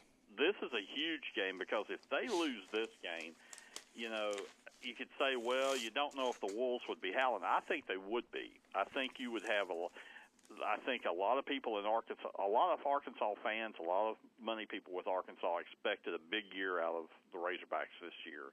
And so far, especially thanks to his big mouth, they've not accomplished that. And I think if they don't win this one, this could be trouble for Arkansas, maybe a 3-win season if they don't convert this win. All right, we'll see, because that's a big football game. No question Saturday night could be in the rain at Neyland Stadium in Knoxville between the Volunteers and the Razorbacks. How about that game down between the hedges, Georgia and Alabama? Who do you like there on Saturday? Well, it's the first time I think in many years that Alabama has been an underdog going into a game. Before the season, I would have really still thought Alabama 7-point game. This year, I don't know. Georgia has played well, and I just think, though, if it comes down to it, I think Nick Saban can outcoach Mark Richt, and I think that's the difference. Alabama by a field goal. Taking Alabama down between the hedges. Also, we've talked all week long, Herschel Walker and, of course, Nick Chubb trying to tie his record of consecutive 100-yard games. Alabama allows about 58 yards a game rushing the football to the opponent. Obviously, Chubb averaging over 100 yards a game by himself, so I would think that's on the bulletin board in Tuscaloosa. don't let this guy, Ty Herschel Walker, on this defense. When you think I'd be up on the bulletin board? And they've not seen a running back like Nick Chubb. A lot of people, Nick Chubb is one of the best players in the country, and he's not Herschel Walker. He may tie Herschel Walker's record, but he's not Herschel Walker. Herschel Walker is, in my opinion, one of the top 2 or 3 greatest college football players I've ever seen in my life. And Nick Chubb, it's like Sparky Anderson said after the '76 World Series when the Reds swept the Yankees. Don't embarrass Thurman Munson by trying to compare him to Johnny Bench. Oh. I remember that. Thurman had a really good World Series. Bench hit about 400 or 500 during the World Series, but it's like, don't embarrass, and that's the same way. Don't embarrass Nick Chubb by trying to compare him to Herschel Walker. You got it. We're talking to David Carmichael in the Parks and Rec. The other big ball game, or one of the big ball games, number 3 Ole Miss and number 25 Florida. Are you surprised? I am that Michael Wayne came out this week and said Will Grier may not be my starter, even though what he did against Tennessee. I find that amazing. What do you think? I do too, because, and I think, and I don't know if that's just coach speak, but I really look for Ole Miss to kind of run right through the Gators this week. Ole Miss is for real, and now it's going to come down to that Ole Miss LSU, Ole Miss Mississippi State game toward the end of the year.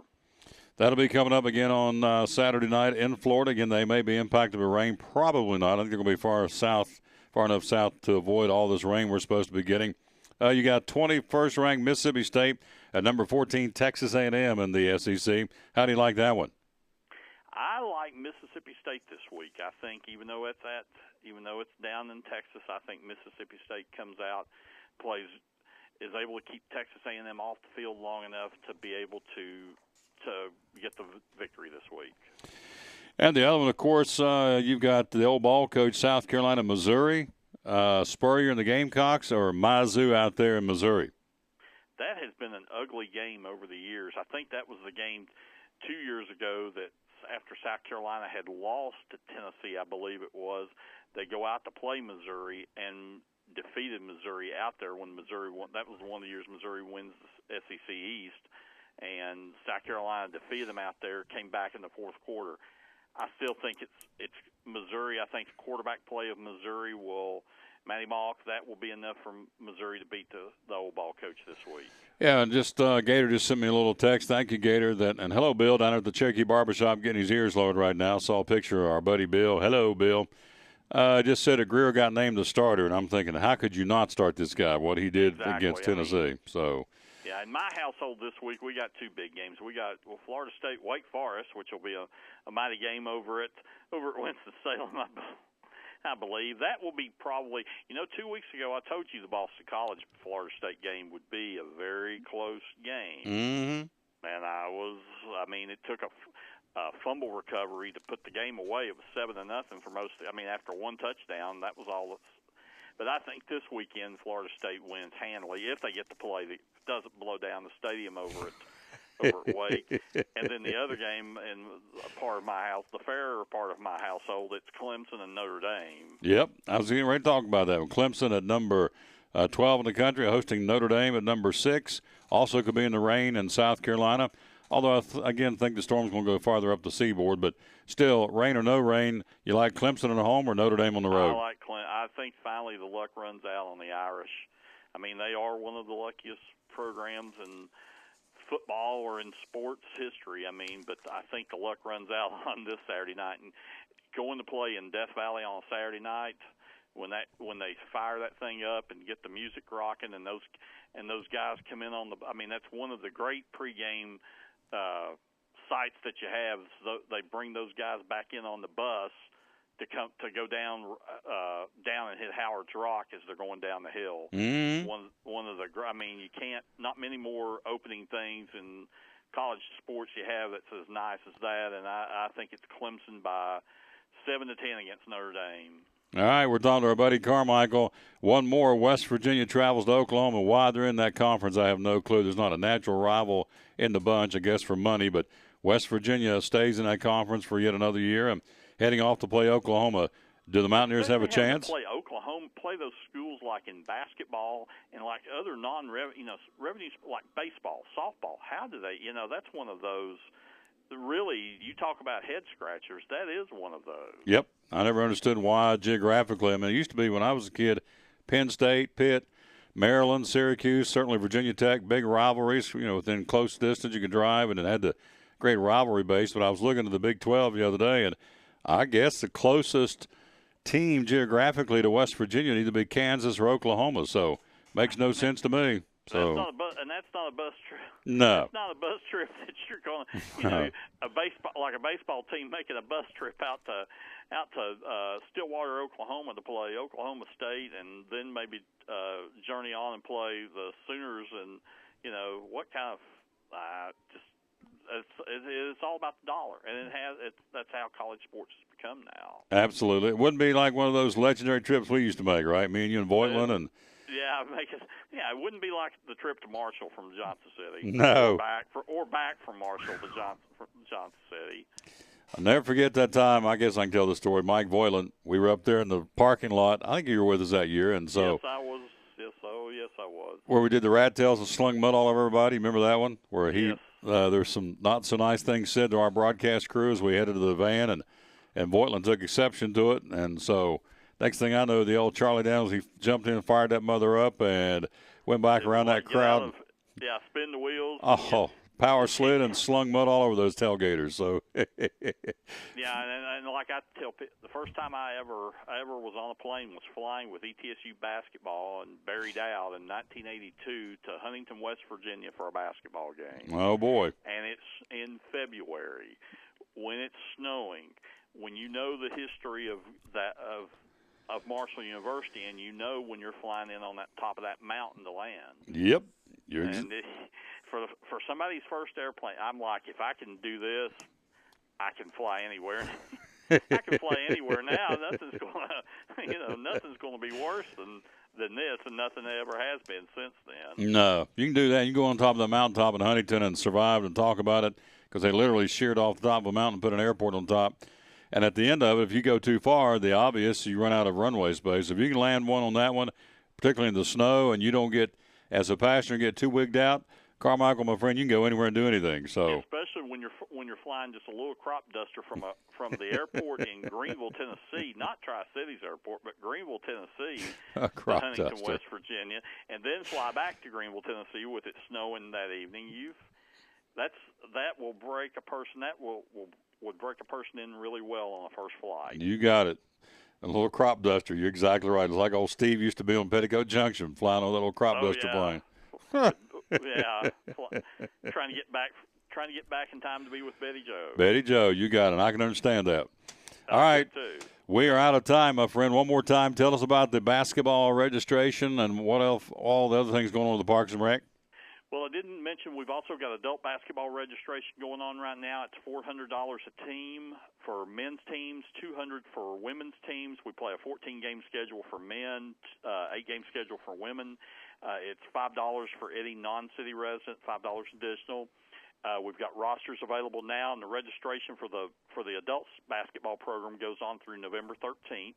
The youth basketball program registration is going on now. We've got those forms in the office here at Wing Deer Park. You can also go online, www.myjcparks.com, and register. $25 for city residents, $30 for non-city residents, and it's a $20 late charge after October 25th. There you go. And what time is it? When does it all get started? The adult basketball? We start practices we start the youth practices around November 2nd, and we start their games the week of December 5th. And the adults will start around November 30th for their games. There you go. So it'll be here before you know it, no question. So yes, it will. Hey, great report. Have a great weekend. I'll talk to you next week, all right? Yes, sir. Thanks, Tom. Yep, super job. Our buddy David Carmichael with the Johnson City Parks and Rec. Great job. And again, a big football game, as you mentioned. And, yeah, the Volunteers, they got a brand-new type of offense they got to deal with, a grounded-out offense that Brett Belima is bringing in here with the Arkansas Razorbacks on Saturday night. And so it should be a lot of fun. Our broadcast starts tomorrow night at 7 o'clock. Right there it is on the screen. Audio cast airtime at 7 o'clock from Hardin Valley High School, Hardin Valley Academy to be exact, in Knoxville, Tennessee. They're off of Pellissippi Parkway And so we'll go in there at 7 o'clock.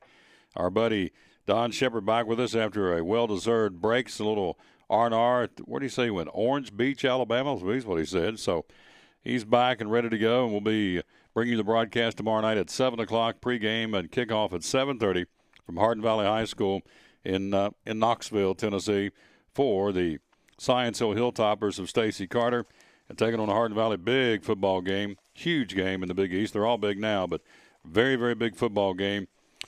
You know, you want to be one of those teams at the end of the season out of the 32 it's playing. You want to be one of those 16 are playing there on Friday night in Kermit Tipton Stadium, where Science Hill under Stacy Carter's never lost in the playoffs. They're 4-0 in playoff games at Kermit Tipton Stadium. So you'd want to get back in there and roll the dice and take your chances, but you got to do well in the regular season. Still have, of course, Hardin Valley tomorrow night, William Blount and Jefferson County back at Steve Spurrier Field for the following 2 Friday nights, and back out on the road for 2 more times, Knox Bearden and Science Hill. So a lot of football to be played. Justin Bedard is back and be ready to go tomorrow night for the Science Hill Hilltoppers, the quarterback who got hurt against Maryville. He has been cleared to play and ready to go. And so it's going to be a lot of fun. We'll have it for you tomorrow night at 7 o'clock. Again, rain. At this point, game's on, so I haven't heard anything to the contrary. So rain or no rain, we'll be there ready to go and bring it to you. And it should be a lot of fun tomorrow night at Old-Fashioned Slobber Knocker, Science Hill, and the Hardin Valley Hawks. Big ball game tomorrow night in Knoxville. Quick break. We'll be right back.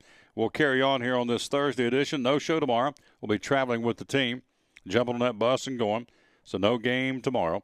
And so we will be back in the saddle on Monday. Quick break. We'll be right back with more here until 2 o'clock we are today, right here on the Tom Taylor Sports Show. Trucks, trucks, trucks, and more trucks. At Champion Chevrolet on the Motor Mile in Johnson City, we have Silverado trucks everywhere with discounts up to $11,000 off MSRP on select Silverado All-Star Crew Cabs. 15 Spark, $10,995. 15 Sonic, $12,995. 15 Track, $17,995. 15 Equinox, $20,995. Shop us online 24/7 and don't forget our Saturday service hours. Champion Chevrolet on the Motor Mile in Johnson City, where they leave you asking, how do they do that? At American Import Auto Repair in Johnson City, one of the 8 areas of your vehicle that takes constant continuing education is the air conditioner on your vehicle. Well, you would think that AC would be a simple one, but it's getting to be a lot bigger than just AC. It's the management of the system, not just AC, but heat and everything. It's a lot more computer controlled than it used to be. It used to be just a little button on the dash that you pushed. Now there's all kinds of electronics involved in that. Braking systems, it used to be fairly simple. Now some of the newer vehicles, you have to have a computer to actually operate the braking system to make sure that it's okay after you've worked on it. Computer controlled of the engine is becoming very important. There's a lot to that. Each one of these areas, the technology is just tripled and quadrupled in the last few years. It's hard to keep up. You really need to stay in the books and know what's going on with them. American Import Auto Repair, Johnson City, open 6 days a week. Call today at 913-3111. It's Friday night at 7 o'clock. You've been involved in a car accident. You may be out of state on vacation or just a few miles from home. What do you do? Who do you call? At Farmers Insurance Group, one call is all you have to make. Hello, this is Jim Klein, an agent with Farmers Insurance. It's called One and Done. You don't have to wait till Monday morning to file a claim. You can make the initial call and we'll begin right away to help you. We assist you in moving the vehicle to a certified repair shop, getting you set up with rental car, and informing your agent. Then here at the staff at Jim Klein Farmers Insurance, we follow the claim through to the end. It's that easy. One and Done. We're your one and done location for all your insurance needs. Auto, home, life, commercial, workers' comp, and bonds. We can help you with all your insurance needs. Give me a call today, Jim Klein Farmers Insurance at 247-5400, your one and done location in Kingsport, 247-5400. Kingsport Cabinetry installs cabinets and countertops all over the 3-state region. Owner Richard Isaac says there is no charge for his quotes. All of our quotes and drawings are free. I know a lot of the national chains, big box stores and stuff, and I understand they have to charge a price to come out and measure and do a quote, but here at Kingsport Cabinetry, we do all that for free in hopes that our service is good enough. I always tell people this, Tom. I say, you can go anywhere in this town and get a product like I have, but find somebody you're comfortable working with. If you're not comfortable working with me, find somebody you are comfortable working with. But I can guarantee you we'll give you the service. We have a full shop back here that we do custom work, and I'll just move on a little bit. We get into commercial work. We do a lot of commercial work, a lot of healthcare, a lot of restaurants, banks, schools, things like that too. Kingsport Cabinetry. Call Richard Isaacs today at 247-6134. Blue Lizard Australian sunscreen originated in Australia, where sunscreen standards are the strictest in the world. Although our products are now manufactured here in the U.S., we continue to adhere to the most stringent Australian standards to offer the best in broad-spectrum sun protection. Blue Lizard, the brand most recommended by pediatricians and dermatologists. Our smart bottle turns blue in the presence of UV rays, reminding you to cover up. You bring the sun, Blue Lizard brings the magic.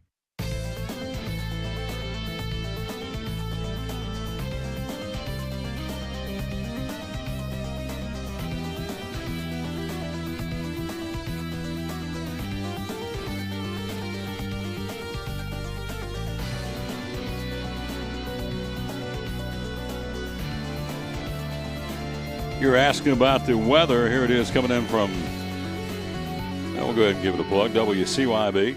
And they've got low pressure, a stalled front, and tropical moisture from Joaquin. Downpours in spots today and Friday, and more likely this weekend. A lot of rain coming our way. Also, flooding rain possible, especially east by the weekend, eastern part of our region. Windy as well. So that's the forecast in a nutshell that, again, we're due to have some rain and a lot of it here in the region. It will impact ball games tomorrow night, I would think. Let's see. Flash flood watch now been extended for the North Carolina mountains and Grayson with counties through Sunday in southwest Virginia. So rain, again, should be in abundance as, let's see, Saturday, 80% chance of rain, 70% chance of rain tomorrow, Friday, 60% chance of rain later on today. So it's going to be cool and windy over the weekend, with 60s for your highs and 50s for your lows. So it is that time of season, of course. It is, after all, fall 2015. So anyway, that's what's going on with the weather. There is a lot of rain coming, and it will impact ball games tomorrow night. Again, already talking about the Redskins postponing their game against the Eagles in Washington, D.C. And so we'll find out how that's going to be, in fact, done by the National Football League.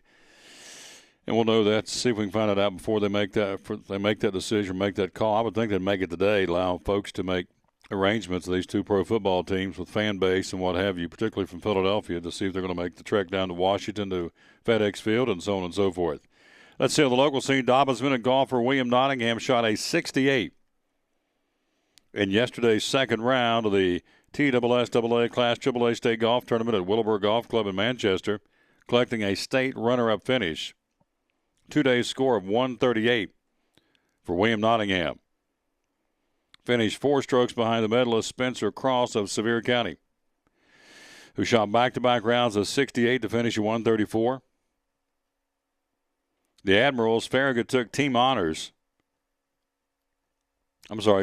runner-up honors, finishing 1 stroke behind the winner, Brentwood. Girls side, Dobbins Minutes ladies finished second of the state. How about that? Great job. And the team standings, 9 strokes behind state champion Memphis Houston. Dobbins Minutes Haverly Howard, young lady, finished 5th in the state, shooting a 71 for a 2-day total of 146.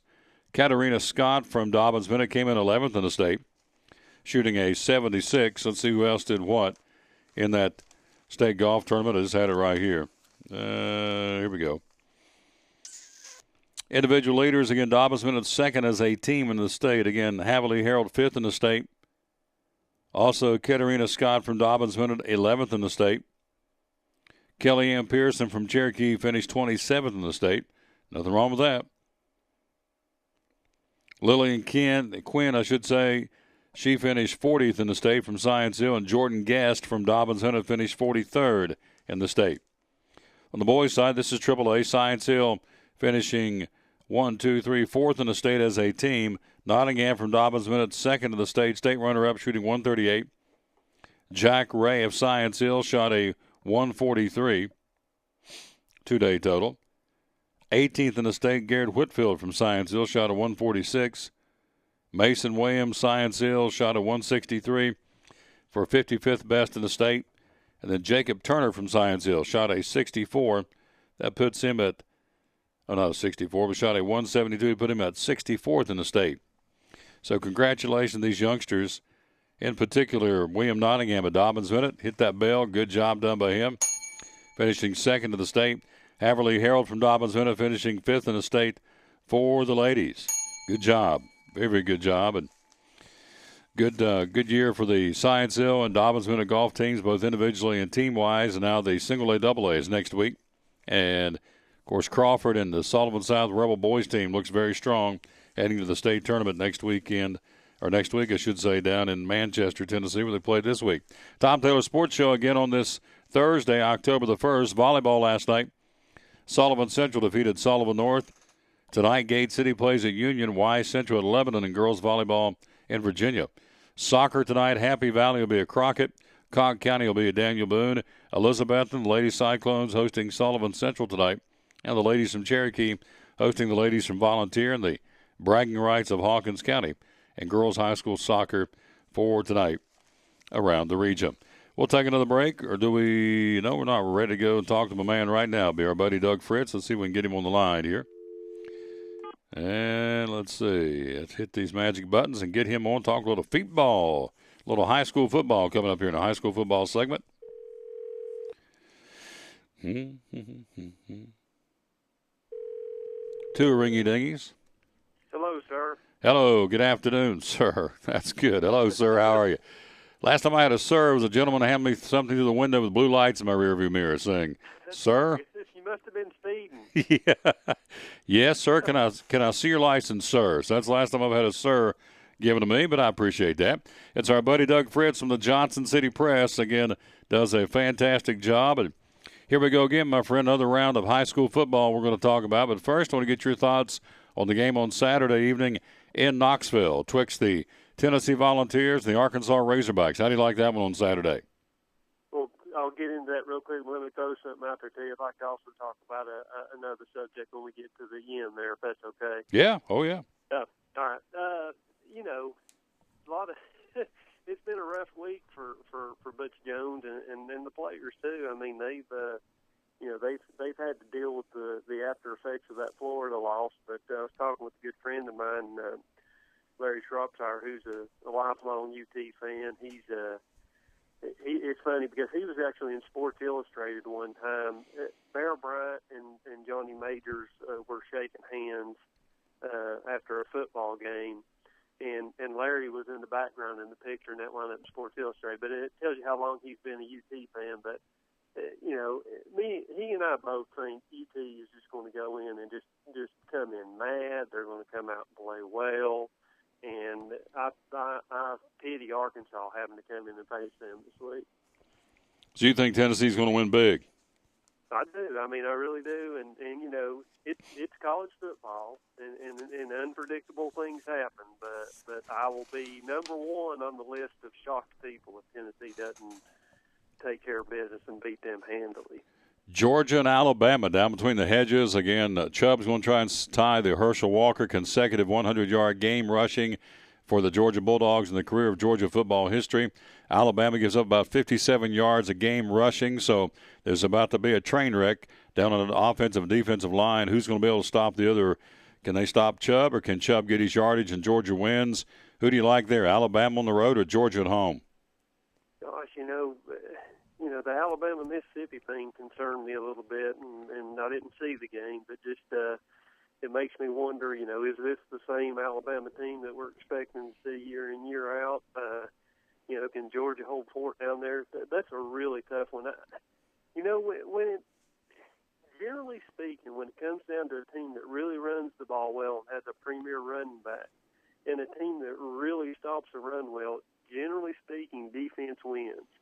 In that situation. Now, sometimes a high-powered passing attack, sometimes it's a little different. So I'm gonna lean on the defense. I'm gonna say Alabama finds a way to slow him down. He may still get his yardage, but I think Alabama wins in the end.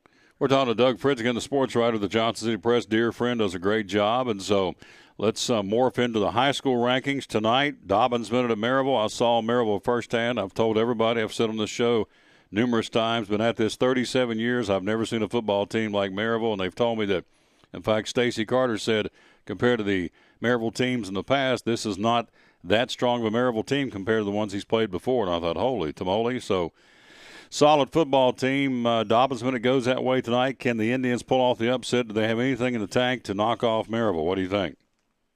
It sure doesn't look like it. I mean, DB's got a really good football team this year, but I don't think, it's one of the better DB football teams they've had over the past, 5, 6, 7 years here. I think they're just a good football team, and generally speaking, good football teams don't fare well against Maryville. I mean, you've got to be on that next level, and I'll be surprised. Maybe, the Science Hill game would have been closer if there hadn't been the injury to Bedard. So I think DB maybe could hang in there, make it, maybe score a time or two, maybe only be down 10, 14 points at halftime, but I just don't see them making a four-quarter game out of it. We're talking to Doug Fritz again with the Johnson City Press. That's one of them we're showcasing. Of course, that is tonight. Again, in Maryville, that's the game of the week, and so it's being televised in the Knoxville market. It will not be televised up here. But, again, Dobbins Minute at Maryville, again, with a 36-game winning streak under the belt for the Red Rebels of Maryville High. Tomorrow night, our broadcast, again, we'll be on the air at 7 o'clock, live streaming it from Hardin Valley. Don Shepard and yours truly bringing it to you. Doug, tomorrow night, big football game for Science Hill and for Hardin Valley. Bedard's back for the Hilltoppers. Can Science Hill go down and get a big road win tomorrow night?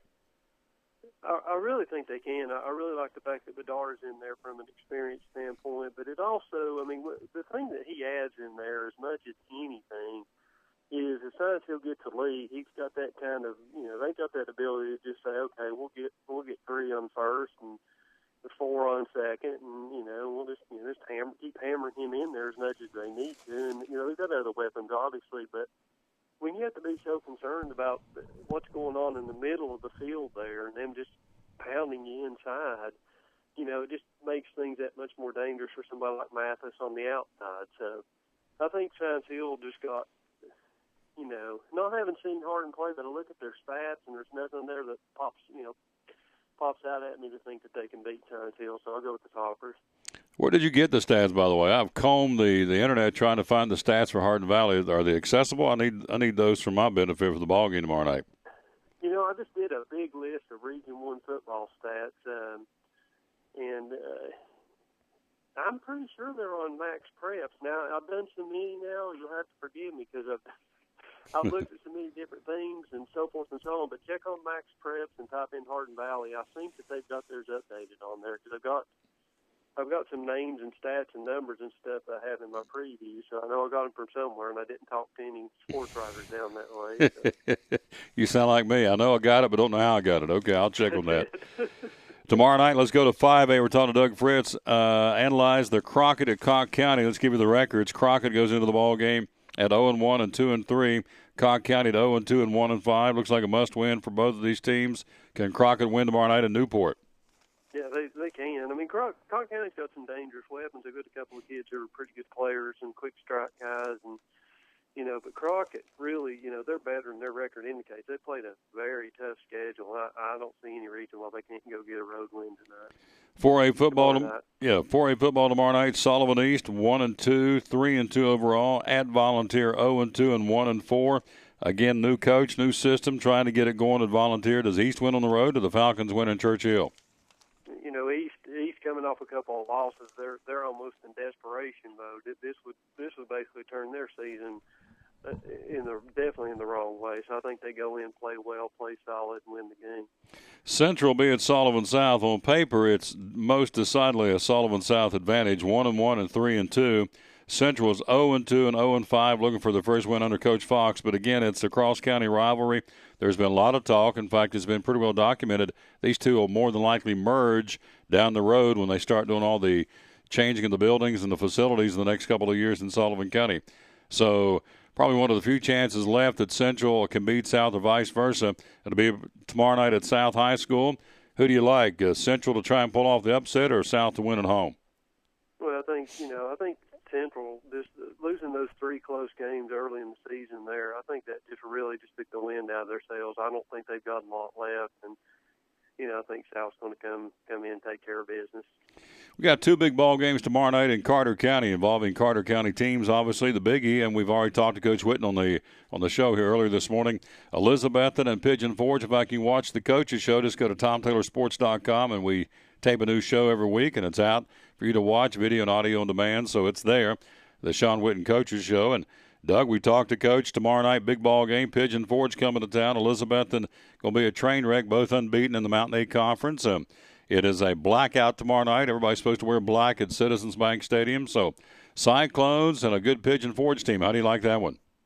Well, I tell you, when I dug into and found some stats on Pigeon Forge, I was like, oh my goodness, they've got a running back who has already gained 1,038 yards, and he scored 16 touchdowns. I watched a few clips of him on Huddle. He's not a speed guy, just a 5'10", 208, but strong and physical. And I was like, whoa. And then their quarterback's pretty good numbers too. So this is an offensive showdown right here. Elizabethton, this is one of their bigger challenges for their defense. Not as big of a challenge as Science Hill, but probably a bigger challenge than Tennessee High, considering Tennessee High didn't have Sir Shuff last week. So this is going to be interesting. I've heard some talk, Elizabethton just play their game, they'll win. But I don't see that. I think they're going to play very well. I think it's going to be a very close game, and I'll lean with the Cyclones, not having seen Pigeon Forge in person, but it's going to be a tough one. Also in that 3A, the Mountain 8 Conference tomorrow night, Unicoi County, the Blue Devils travel to Chuckey to battle the Black Knights of Chuckey Doak. Unicoi County 1-1, 2-3. Chuckey Doak at 2-0 and 4-1. On paper, it's all Chuckey Doak, and the Blue Devils get in there tomorrow night and pull off the upset. They had a bad run of picks with Unicoi County this year. I've not gotten them right too many times, and this sure looks like a game they're going to have trouble winning. And I think I'm going to pick Chuckey Doak, but Unicoi's got enough stuff. They've got a good quarterback, a good running game. They strap with you on defense. It could be a close game. Last one, we'll drop down to 2A. The Hampton Bulldogs, ranked in the state of the top 10, of course. They are 5-0. They'll travel to the Hill tomorrow night to battle Happy Valley. They are at 3-2. Pretty good matchup. 5-0 against 3-2. Can Happy Valley get the big upset tomorrow night on the Hill?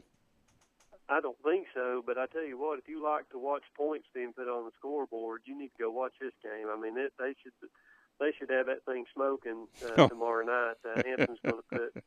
Hampton just basically every time they snap the ball, they're about ready to score. So, and Happy Valley's been a really good offensive team this year too. And I'm not trying to discredit either defense. I'm just telling you these teams can score, and Hampton's leading the state in scoring still, I believe, over 50 points a game, and they're gonna do it. Is that the team that's got Kobe Jones? We've talked about him before, young man at Hampton. That's him, isn't it? Same team. It is, and they got Jerry Lunsford had 5 touchdowns last week, and Kobe Jones had 343 total yards. I mean, and there's more to it than that. It's not just those 2 guys. They got some players on that team. And I tell you, Mike Lunsford's arguably one of the best coaches in Northeast Tennessee. I don't know if I could say in Northeast Tennessee history, but maybe. I mean, he did get a team to the championship game back in 2001, so I think he qualified as one of the best we've ever seen around here. He's very good. He wins wherever he goes. No question about that. Again, one more game. Jump back up to the college. Has the makings of a pretty good one at Clemson on Saturday. Number 12, Clemson, entertaining the number 6th-ranked Fighting Irish of Notre Dame. You like Clemson at home or Notre Dame on Saturday? Let's go with Clemson at home. I mean, Notre Dame, it just seems like they're always ready to mess up somewhere along the way. It's been their MO, it seems like, for quite a few years. And you go into Death Valley and, Dabo country, and, I like Clemson. I like Clemson. I like that coach. Is it Dabo Swinney? Is that how you say his name? I'm not. I think it's how you pronounce it. Yeah. Dabo Swinney, I believe. Yeah, he's a good one. He is a good one. He can coach. He's a good quality guy, too. He's got a lot of integrity. I mean, he's a good Christian man, and I like what he represents there at Clemson. Doug, now we'll step back after all these picks and tell you that there's more than likely rain's going to be going on tomorrow night. It's some wind and some cooler temperatures, so again, talking to Coach Whitten, he said ball control will be the key over there, even on the AstroTurf or the artificial surface at Citizens Bank Stadium. It's going to be very critical for ball control. And and to play smart football. And he said not so much the rain, it's the wind that they're concerned about, because the kicking game and, on the coin toss, which end do you want and all that. So there's a lot of strategy involved. So having said that, rain is coming, and you know this. You covered it for a long time. Rain can take a good team, and, gosh, it can certainly level the playing field pretty quick, can't it? It sure can, and I think we've talked about this before, but I think you used the R word like 4 or 5 times there, and I've told you that you're just not supposed to do that.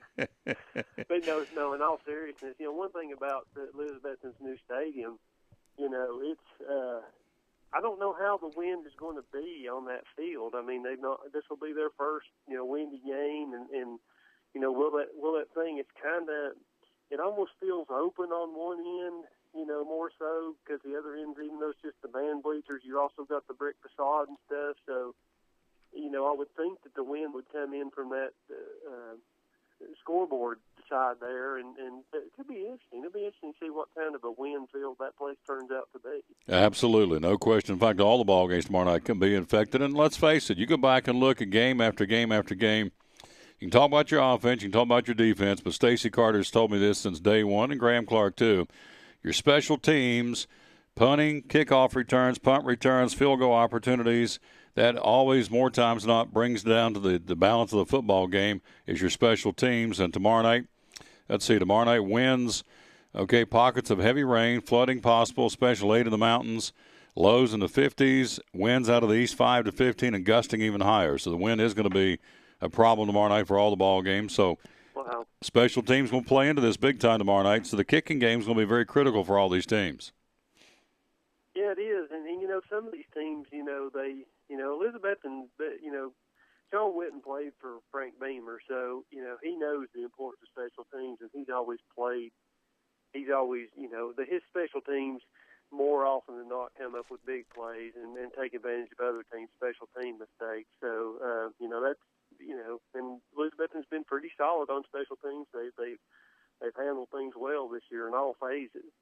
So we'll have to see if that continues. And I don't know anything about Pigeon Forge's special teams, but yeah, Science Hill, Hardin Valley, some of these 50-50 games we've been talking about. It'll be interesting to see how the weather affects them. Absolutely. You said you wanted to mention one more thing before we take out of here. What's on your mind today? Well, I just wanted to. I talked to you about this before. Said I was going to mention it at some point, but I've done a documentary on Science Hill's state basketball championship back in 1990, and I think I'm seeing light at the end of the tunnel. I think we're going to be able to do like a premiere on this thing here, hopefully sometime in November, and going to get Science Hill. King Cutlass and his players are going to sell some tickets to the thing, and that money will go to them, and basically we'll maybe start selling these DVDs at some point. But I just made the decision. I've prayed about it a lot. I've prayed about it really, really strongly for months now, and I just felt like the Lord was leading me to not worry about any personal profits for myself. So I'm planning on donating like 45% or something like that to the Melvin Stevens Scholarship Fund, and then another chunk, 25-30% to Second Harvest Food Bank, and then another percent to Science Hill for their basketball program. So, I'm really excited about it. It's a finished product. I tried to do it in the style of the ESPN 30 for 30 series, but of course those were professional and excellent filmmakers, and I'm just a rookie amateur. So it's been a fun process, and I'm really hoping that still putting it in the Lord's hands that things will work out. We can get this premiere done and move forward. But I'm really excited about it, and hope it goes well. When's the premiere? Have you set a date yet? Well, we're looking. Right now, I'm going back for Coach Cutlip. I got to set that up with him, but I'm hoping maybe the second week in November. I'm wanting to do it before basketball starts. People are starting to get really in the basketball mood. I think that'd be a good time to do it, but that's still up in the air. But right now, it's what I'm kind of targeted now. You know what I'm going to tell you, since I'm doing Sign Seal, I will pledge my support any way I can to help. If you want to come on the game and talk about it anytime, anywhere, and of course talk about it here on the show, you have an open platform and an open mic to do that. How's that? Well, I appreciate that, Tom, and I'll get you a copy, and you can show the cover there or whatever when you're on camera there at some point. And we'll just see where the Lord takes this thing, and like I said, I'm excited about it. I feel like a burden's lifted off of me because there's so much issues with taxes and this, that, and the other thing, and just to me it's more important. There's a message in this thing. There's a clear message in this. The way I didn't even start it for there to be a message, and the Lord just started putting things in place. And so it gives me an opportunity to, share the gospel message in a maybe you would even call it it's sort of a subtle way, but it's just wonderful what some of the players and what Cheryl Gage said, and just some things that really just touch my heart, and I hope they'll touch other people's hearts too. And at the end of the day, you can have $100 in your pocket, or you could lead somebody else to salvation. And even if you had $1 million in your pocket, it wouldn't be as valuable as leading somebody to the Lord. So maybe even just one person, here's something, the Lord works on them. That's what I'm hoping for. There you go. You're exactly right. There's not a dollar amount anywhere on the earth to compare to someone making a decision for eternity for going to glory. So you're exactly right. Well put. And again, any way I can help you going down the road and going forward, you let me know, and I'm there for you, all right? All right. Thank you, Tom. I appreciate you, buddy. Yep, good man right there, buddy Doug Fritz of Johnson City Press. Always a great interview with him. Always a great time to chat. And I guess you can tell by his dialogue that he is a Christian, and we certainly appreciate that. He's on fire for the Lord, and that's always important for me to surround myself with those kind of folks. It's the Tom Taylor Sports Show again on this Thursday. Again, we have more to talk about here, as obviously we got a busy day heading into the weekend. Football tonight, you've got the Pittsburgh Steelers. Michael Vick now running the throttles of the Steeler machine with the absence of Ben Roethlisberger, taking on the Baltimore Ravens and Joe Flacco. So should be a good football game tonight, and that will be in the Steel City of Pittsburgh, Pennsylvania. We'll talk about that and more as we carry on here. Coming up later in the show, we'll check in with David Crum from the Tennessee Wildlife Resource Agency. Our buddy works the woods and waterways of Tennessee, and he'll join us coming up before the show's over. Back with more right after this on the Thursday edition of the Tom Taylor Sports Show. At Bristol Orthotics and Prosthetics, they treat thousands of patients each year dealing with diabetes and its effects. Diabetes overtaking our nation and leaving a path of destruction behind. Through wound care, office visits, and preventive care, they see most of the patients after a problem arises. Using diabetic footwear such as shoes and inserts, a great way to prevent or prolong skin breakdown and amputation. At Bristol Orthotics and Prosthetics, they use only custom molds from patient mold inserts, which further ensure a great recovery, or better yet, prevents a wound from happening. They use custom molded shoes, bracing, custom inserts, and extra depth diabetic shoes to prevent wounds or other skin issues from beginning. Call today, 1-800-524-4447. 39 years, 6 locations, 1 family. Bristol Orthotics and Prosthetics, 1-800-524-4447. It's Friday night at 7 o'clock. You've been involved in a car accident. You may be out of state on vacation or just a few miles from home. What do you do? Who do you call? At Farmers Insurance Group, one call is all you have to make. Hello, this is Jim Klein, an agent with Farmers Insurance. It's called One and Done. You don't have to wait till Monday morning to file a claim. You can make the initial call, and we'll begin right away to help you. We assist you in moving the vehicle to a certified repair shop, getting you set up with rental car, and informing your agent. Then here at the staff at Jim Klein Farmers Insurance, we follow the claim through to the end. It's that easy. One and Done. We're your one and done location for all your insurance needs. Auto, home, life, commercial, workers' comp, and bonds. We can help you with all your insurance needs. Give me a call today, Jim Klein Farmers Insurance at 247-5400. your one-and-done location in Kingsport, 247-5400. From the driveways where your kids play basketball and ride their bicycles, to the parking lots at your local church or grocery store, Bracken Paving is an important part of many neighborhoods in our area. No matter how large or how small the job, Bracken strives for excellence in every service they provide. It's a foundation for a strong community. Discover the difference at Bracken Paving and Asphalt Maintenance. Give us a call or visit us online at brackenpaving.com. Your life is always changing. You never know what shape it will take, or how your financial needs might change. But if we talk about your investments and how they can provide for you and your family, the future becomes clear. At Wells Fargo Advisors, we believe conversation leads to financial clarity. Let's start a conversation today.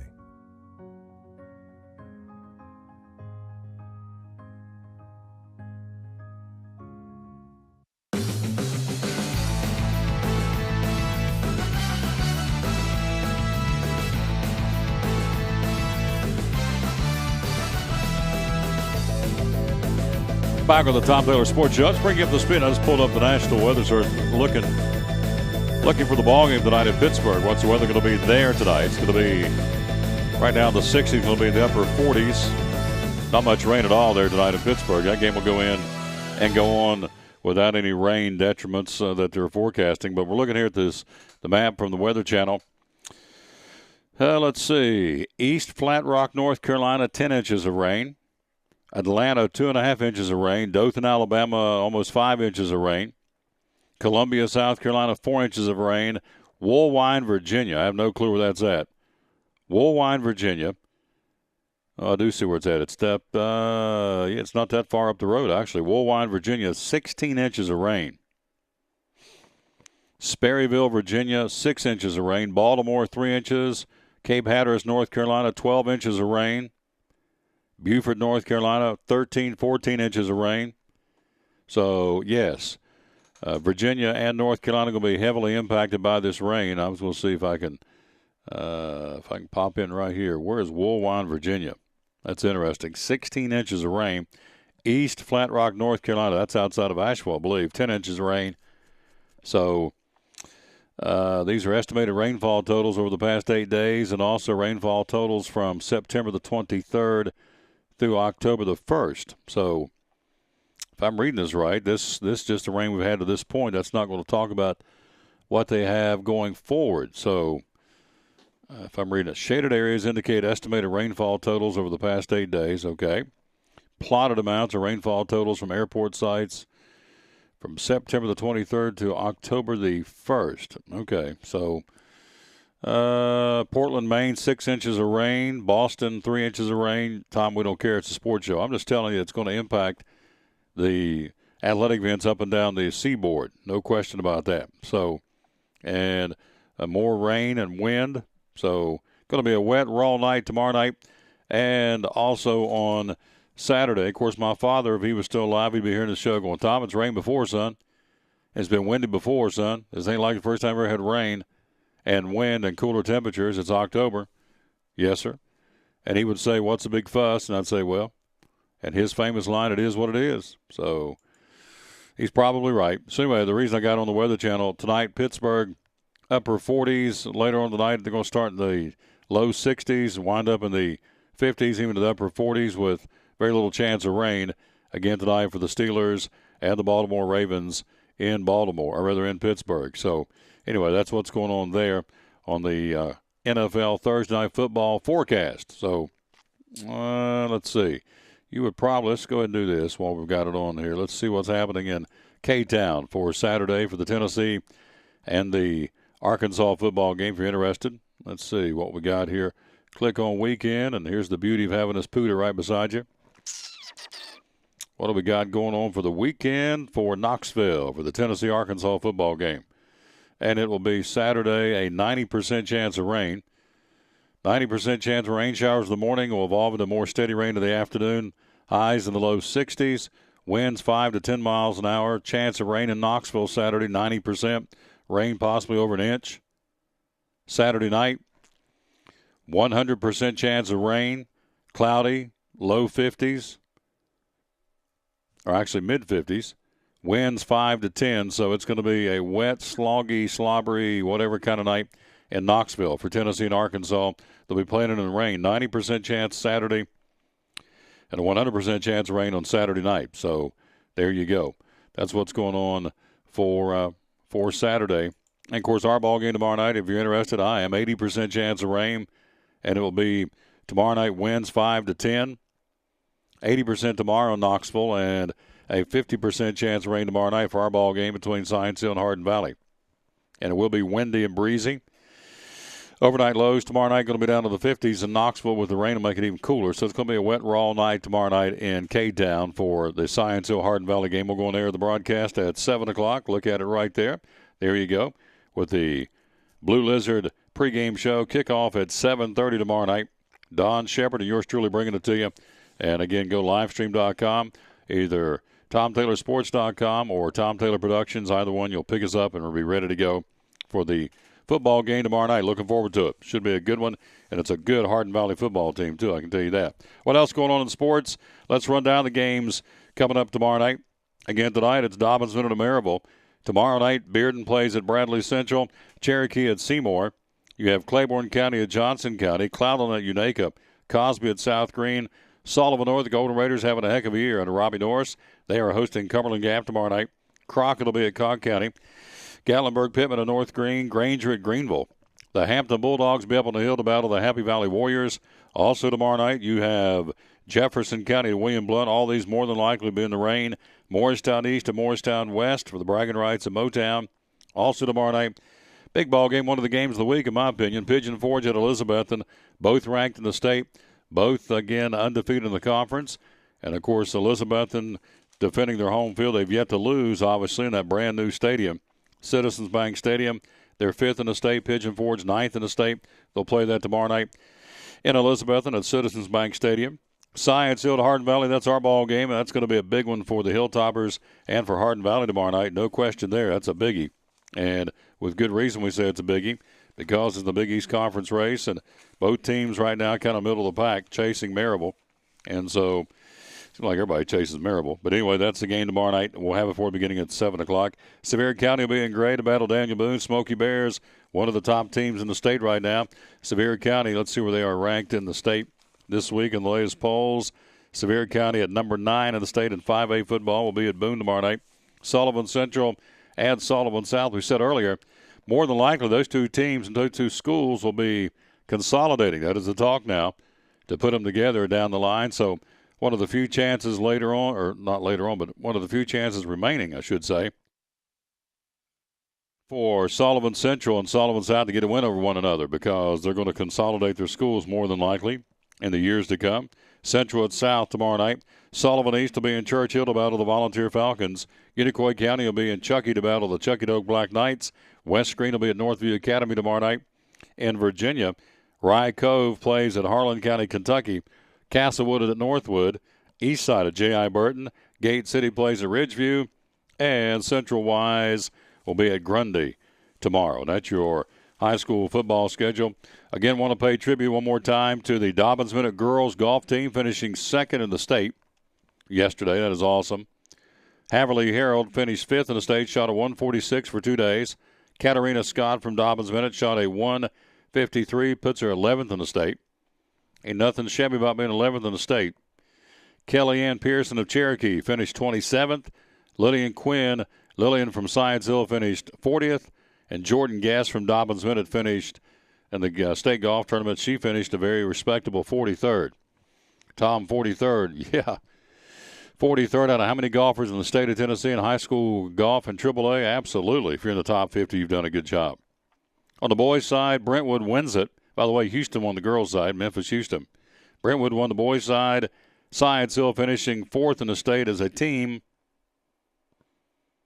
William Nottingham of Dobbins Minute finished 2nd in the state, shot a 138. Spencer Cross, by the way, the number 1 golfer in the state in AAA, is from Sevier County. Rather have him from there and from Memphis or somewhere else, other part of the state. So at least he's kind of like one of our own in East Tennessee. Spencer Cross, Sevier County, 134. William Nottingham of Dobbins Minute, state runner-up, shot 138.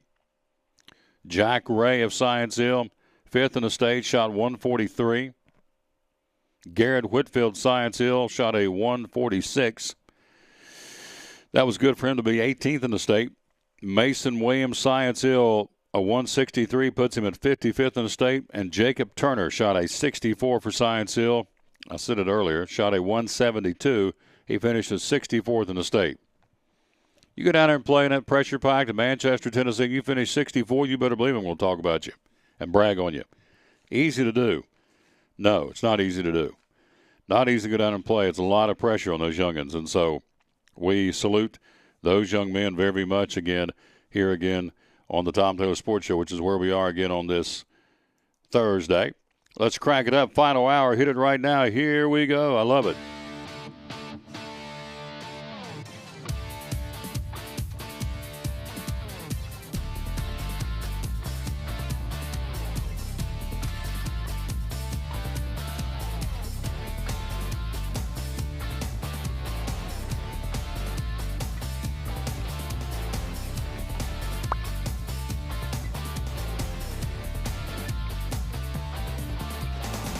And good afternoon to you. Final hour of the Tom Taylor Sports Show. Thanks for being with us. Hit that symbol. So there you go.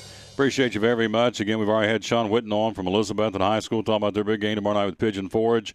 Also, we've had David Carmichael on with the Johnson City Parks and Rec, weighing in on some of the ball games and what's going on with the Parks and Rec kids and adult basketball registration going on in Johnson City right now. Doug Fritz just joined us a few minutes ago, Johnson City Press, breaking down some of the high school games and also the obvious Tennessee-Arkansas and the Alabama-Georgia game. He said Alabama's going to win on Saturday. They give up 57 yards a game rushing to the opposition. Nick Chubb himself averaging 100 yards a game, trying to tie Herschel Walker's record at Georgia for most consecutive 100-yard games with 13. So somewhere there's going to be a train wreck. And the Alabama defense shut down Nick Chubb, and can the Hogs up front open the holes for Nick Chubb on the Georgia offensive line? Alabama shuts him down to win the game, I think. They got a really good quarterback transfer from Virginia, Grayson Lambert, who's been a very good hot start for the Georgia Bulldogs. But Alabama's still Alabama. That defense wins your ball game, so they shut down Chubb. They've got him, and we'll see. And I'm sure that's on the bulletin board in Tuscaloosa that he's trying to get and tie the all-time great Herschel Walker, most consecutive 100-yard games. So I'd say there's a lot of bulletin board fodder. Again, they go in as an underdog for the first time in 73 games. Alabama's the underdog for this game on Saturday in Georgia. So, anyway, Doug talked about that game. Also, Clemson, Notre Dame, that's going to be a good one in Clemson. I believe that's going to be far enough south they're going to avoid the rain. But on up the seaboard, they're even talking about canceling the Redskins and the Eagles on Sunday at FedEx Field in Washington because of the anticipated rain. There'll be rain here tomorrow night. We told you 80% chance tomorrow night. Again, here in the region. Or actually, it's in Knoxville. Let's see what we got here. We'll give you this real quick. What it's going to be like in Johnson City in the Tri-Cities tomorrow night for your favorite high school football game. A 70% chance of rain tomorrow night. Nope, I'm wrong. That's tomorrow. So let's give you the weekend and see what's going on in the Tri-Cities here for the rain. I know there's rain coming, a lot of it, so we'll see if it impacts what they've got going on. A 70% chance of rain tomorrow. Tomorrow night, Tri-Cities, a 90% chance of rain. Rain showers in the evening evolving into a more steady rain overnight. Overnight lows in the low 50s tomorrow night. Winds 5 to 10. Rainfall near an inch. Localized flooding is possible. There is a chance, I'm sure, some of these games may get canceled. If they do, we'll certainly pass it on to you. Here's what you want to do if you're going to the Science Hill game. Just stay at home, flip us on, we'll give it to you. Don Shepard and myself bring you the play-by-play. We'll travel down with the team tomorrow. There is no show tomorrow. For that reason, we're going to be on the bus with the Hilltoppers heading to, again, Pellissippi Parkway in K-Town for the Hardin Valley Hawks and the Science Hill Hilltopper football game. So if you don't want to make the trip, it's raining, it's cold, it's like I'd just rather stay home, go to Chick-fil-A, one of our great sponsors, get some chicken, come home, sit down, get you some Dr. Nuff, one of our great sponsors, kick up your heels, plop down in the chair, cozy up to the fire, whatever, if you got a fire going tomorrow night, if you need to, and give us the chance to paint the picture for you tomorrow night right here on livestream.com. And just type in Tom Taylor Productions or TomTaylorSports.com, and there we be. Tomorrow night beginning at 7 o'clock on the road at Hardin Valley, the next two at home. But a lot of rain. Again, as we said earlier in the show, there is still talk about canceling the Sharkey 500 event on Saturday. Talked to Claudia Bird this morning. We'll make that decision coming up here in a little while. She said, I want to get it to you before the show's over, before your show's over at 2. And I said, I appreciate that very much because we want you to get the word out. I said, I'll get it out for you. So if, in fact, it happens, we'll let you know. If they cancel it, there's a makeup date for sure.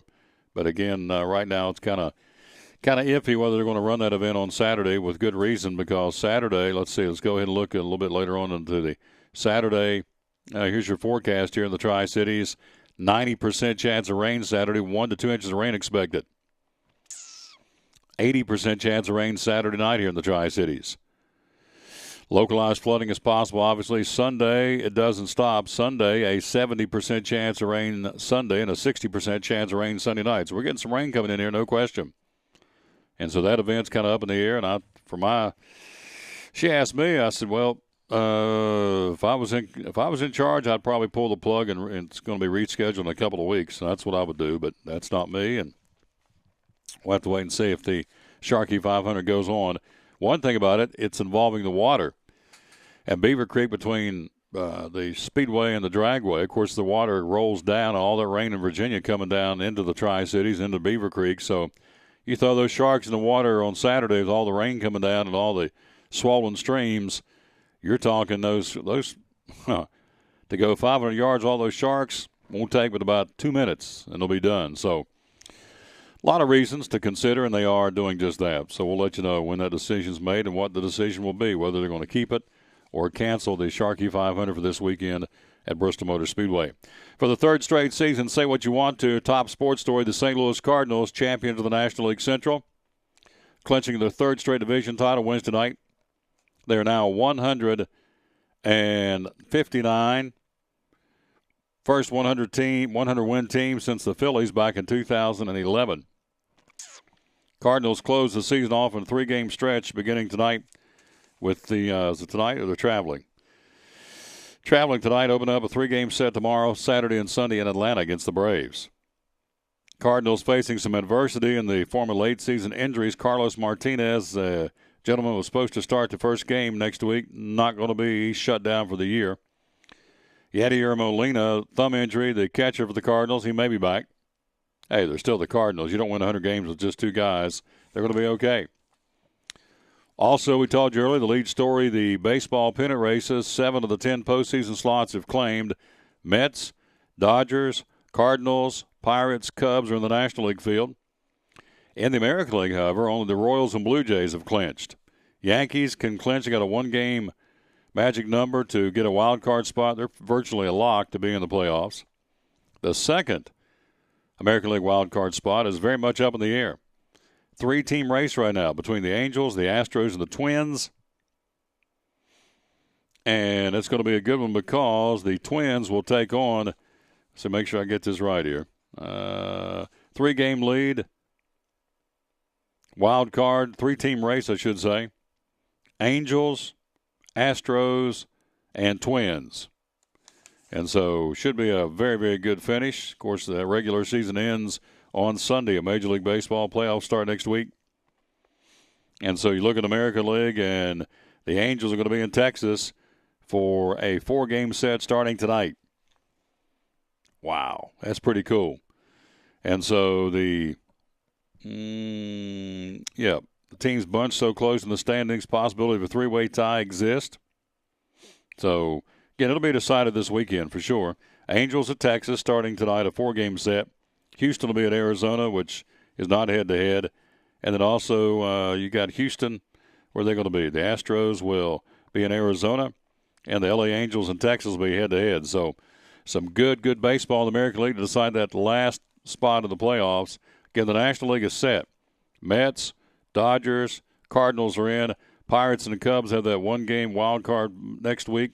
Now they're just determining who or where they're going to play, whether it's going to be in Pittsburgh or Chicago for that one winner-take-all wild card game next week to move on. Of course, the winner gets the Cardinals, and the Mets and the Dodgers oppose each other. The Royals and the Blue Jays are in, as we said, in the American League. So baseball's been set. That's the lead story for today. Also, you have sports news today. Rex Ryan, he's still mad. As we told you earlier, still fuming said the Patriots tried to embarrass him, tried to run up the score. 40-32 the final. I'm not sure he tried to run up the score. They were up 37-13 at one point with the Patriots. You know, they went ahead and played and beat Miami last week. His press conference yesterday, he didn't even talk about that very much. He went back to the Patriots game and said Patriots tried to embarrass his football team. If you recall, for a week or so, there was a lot of smack talk coming out of Buffalo. And I remember at one point they were chanting, we want Brady. And Brady on one of the talk shows, you know, laughingly responded and said, well, we're coming. And they did. They wore them out 40-32. But again, Patriots gave up 32 points to the Bills. That's not exactly a defensive stoppage. So you lose by 8. I don't think that's a run-up score of any way, stretch or form by the New England Patriots. So, but they are the bad guys of the National Football League. Everything they do appears to be wrong by a lot of people. But, you know, I'm not a big Tom Brady fan nor a Patriots fan, but you got to respect them for what they do. They just simply go out and win. They get it done. You can say what you want. Brady's had a complete change of surrounding cast all these years as the quarterback and still putting up phenomenal numbers this year. So say what you want about the Patriots. You don't have to like them, but you got to respect them because they are a very, very good football team and a good franchise. And so, you know, they took their best shot from the Bills and beat them 40-13. Where do they go this week? New England Patriots. Let's see. Tonight you've got Baltimore at Pittsburgh. Patriots have an open date, so they're off this week. So they get a chance to enjoy their start, which has been a very good one, obviously. The Patriots are 3-0. Bengals are 3-0. Denver's 3-0. The only unbeaten teams in the National Football League AFC. NFC, Carolina and Atlanta out of the same division, undefeated. Green Bay, with their win over Kansas City on Monday, undefeated. And the Arizona Cardinals are undefeated as well. Tonight, Baltimore, Pittsburgh, and Vic and the boys without Roethlisberger. Something tells me Joe Flacco is going to have a big game tonight against the Steeler defense. And I'm not a big fan of either one of those teams, but Flacco, you got to like him for what he is. Michael Vick is very untested. The question remains, with 15,000 folks signing a petition earlier this summer in Pittsburgh to not want him on the football team, will he be received with open arms since he's now the quarterback? Will there be boo birds? First time he messes up, they're going to start booing. They're all about him over this dog fight thing that he did. And it was wrong, but again, I'll go back to what I said 2 weeks ago when they signed, or not when they signed him 2 weeks, but back earlier in the summer when they signed him. And I can maintain the same thing. The man was found guilty. He served his time. He was incarcerated. He's now been released. He's back out on the street, and he's given a second chance. And if the justice system of America gives him a second chance, and so should we. There are other guys walking the street, I can promise you this, in the National Football League that probably should be behind bars or should have been and was not and is not. And they're just as guilty as he is because they've not served the time he did. So still don't understand why they don't like Michael Vick in Pittsburgh. I don't get that. I mean, what he did was wrong, no question, but he paid the price for it literally and figuratively with his billfold and with his body in the prison. So give the guy a second chance. He does every day. Man on the cross didn't he? He's a second chance savior. And so, anyway, Michael Vick, we'll see tonight. He now has this football team in his hands, and we'll see what he does with them. But I say I'm looking for Flacco to come in tonight, have a big ball game. Baltimore, again, a wounded bear, of course. In this case, a wounded Raven. They're 0-3. Steelers are 2-1. And so tonight will be a good time on national television for the Ravens to get it turned a little bit and get a big win over. And that's what I think is going to happen. I think the Ravens will go in and beat them tonight in Pittsburgh. And we'll see how fast the Boo Birds come out for Michael Vick tonight in the National Football League Thursday night encounter in Pittsburgh. Coming up, we're going to check in with David Crum, our buddy from the Tennessee Wildlife Resource Agency, again on this Thursday. Baseball, let's go back to it real quick. There is one-day game, 12:05. We'll try and get an update for you on that one as they are playing Toronto in Baltimore. And we'll see how that one's going between the Blue Jays and the Baltimore Orioles. In fact, it is, let's see, we got a couple of games going on right now. You have Cincinnati and Chicago scoreless in the top of the third in Cincinnati. You have the Phillies leading the Mets 2-0 in the bottom of the fifth inning. A couple of 12:05 starts there. Reds again scoreless in the third. Are they terrible or are they terrible? They are terrible. Man, oh man, oh man. It makes me mad to think about it. They're down. They are 32 games under 500. on a team that's supposed to challenge in the offseason for the NL Central Division. And they've been anything but. They've been a big, solid bust for the Cincinnati Reds. And the fan base ain't happy. Rich keeps getting richer. Here's a breaking story out of the Kentucky Wildcats. Again, they land late-blooming, highly coveted 5-star Wenyen Gabriel, W-E-N-Y-E-N, Wenyen, I guess I said, Wenyen Gabriel. Again, a 5-star recruit, and he has been in the fold. Excuse me, I had sneezed, too much pepper. In the fold now for the Kentucky Wildcats. He verbally committed to Kentucky.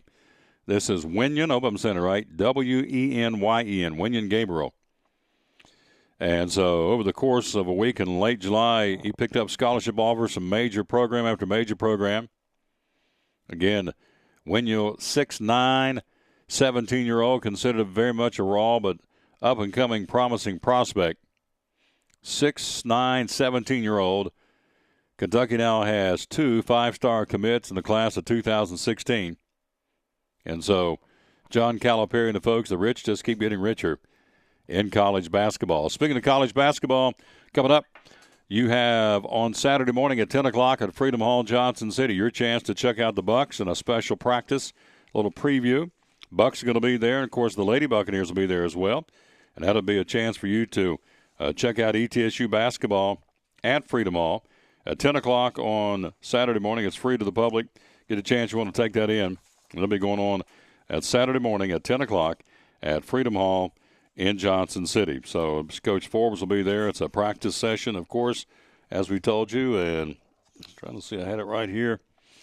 It's amazing. Here it is right here. Nope. It's amazing where my papers go. It really is. I just had it 5 minutes ago when you were shuffling papers during the commercial break.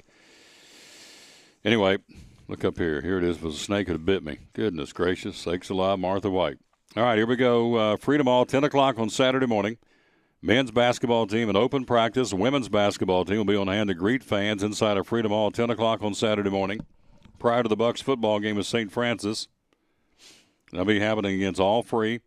Not the football game, but the practice and everything going on at 10 o'clock at Freedom Hall in Johnson City on Saturday is free for you. Have you made plans? Tomorrow's the biggie. We talked to Landon Owen earlier in the week, and let's see. We talked to him about tomorrow. Ticket office opens at 9 o'clock in the morning. One-day walk-up sale, online ticket lottery. By the way, I talked to some folks at Town Acres. We were there on on Friday for that live broadcast. We told you during the broadcast they had a pair of tickets for the Battle of Bristol. Guess what they went for? Now, tomorrow you can get them for $40, $50, and $80 plus tax, 4 per household. Friday night, the bidding process at Town Acres Elementary School, that pair of tickets, the Battle of Bristol, which I still think is low for what you're going to see. $550, what those 2 tickets went for on Friday night at Town Acres Elementary for the fundraiser for the carnival. But again, that's $550, and here's tomorrow. You can get 4 tickets, up to 4 tickets. You pick your price, $40, $50, or $80. I'll do the math. 80 times 4 is $320 minus $550. Yeah, you're about, $230 of the good if you just went from that. Actual seats will be allocated at a later date. You must present a valid government-issued photo ID tomorrow. Payment in full is due at time of purchase. Each household has the opportunity to purchase up to 4 tickets. That'll be tomorrow morning starting at 9 o'clock until 8 o'clock. Again, at Bristol Motor Speedway, the Battle of Bristol tickets. One-day walk-up sale. An online ticket lottery is happening tomorrow. Also, you can place deposits for parking and camping next September. Just go to battleofbristoltix.com to check it out. And again, the current single-game attendance record, 115,000. September 2013 at Michigan Stadium, and that will get blown completely out of the water. At the minimum, there's going to be 150,000 up there next September. And that's on the low end. I'm telling you, it's going to be awesome. And tomorrow is your chance to get tickets. They are anticipating some folks even camping out up there tonight to be ready to go. Tomorrow morning at the ticket office at 9 o'clock from 9 to 8 tomorrow. $40, $50, and $80 tickets, your option. Plus tax, limit 4 tomorrow again at Bristol Motor Speedway for the one-day walk-up sale for the tickets for the Battle of Bristol. They're calling it Battle Friday tomorrow at Bristol Motor Speedway. We'll take a quick break. We'll be right back. We'll be checking in with my man, Tommy Wyman, the quiz show coming up. Couldn't get to it yesterday. Yep. We'll do a little musical trivia coming up here in a few minutes. Now, what was it, 2 days ago or was it yesterday? Yesterday, Richard Isaacs called in and went 2 for 5, and he had those stupid questions like, true or false, an owl lays red eggs. Of course, I fell for it. It's true, and it's not. Also, here's one. Do flies in the summer, do they fly south for the winter? Do they go down? Of course, I said yes, which was a stupid thing to do. They don't. They either die off or they go into kind of hibernation up in attics and different places in the wintertime. And I knew that because I've been out in my shed before and in the wintertime and seen flies, zipping around. So I knew that, but I fell for it. He tricked me. And so I ended up going 2 for 5, went 5 for 5 on Monday. And we will come back and we will do our dead level best to go 5 for 5. Coming up next in the quiz show, it's music trivia. See if I can do it and win some cool prizes for some folks that put their name in the hat. We'll do that coming up next here on a Thursday edition of the Tom Taylor Sports Show. It's Friday night at 7 o'clock. You've been involved in a car accident. You may be out of state on vacation or just a few miles from home. What do you do? Who do you call? At Farmers Insurance Group, one call is all you have to make. Hello, this is Jim Klein, an agent with Farmers Insurance.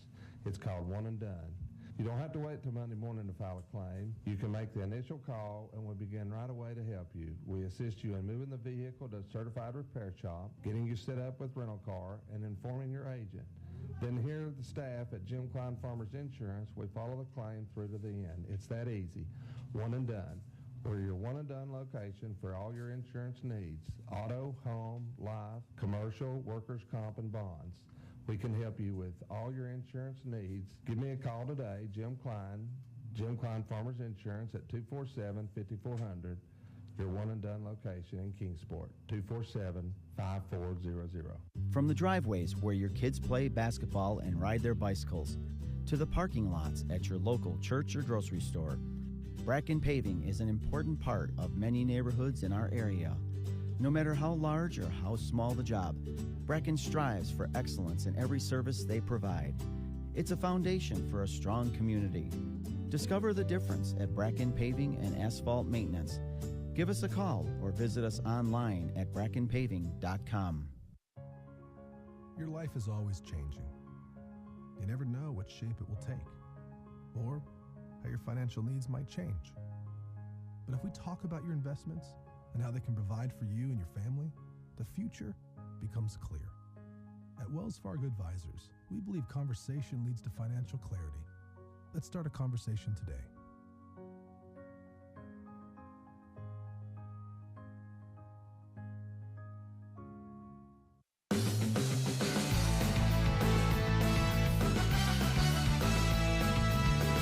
We are back with the Tom Taylor Sports Show, ready to go. It's quiz show time with OK Corral. I'm going to smoke it today. Watch this. I'm going to go 5 for 5. Let's see.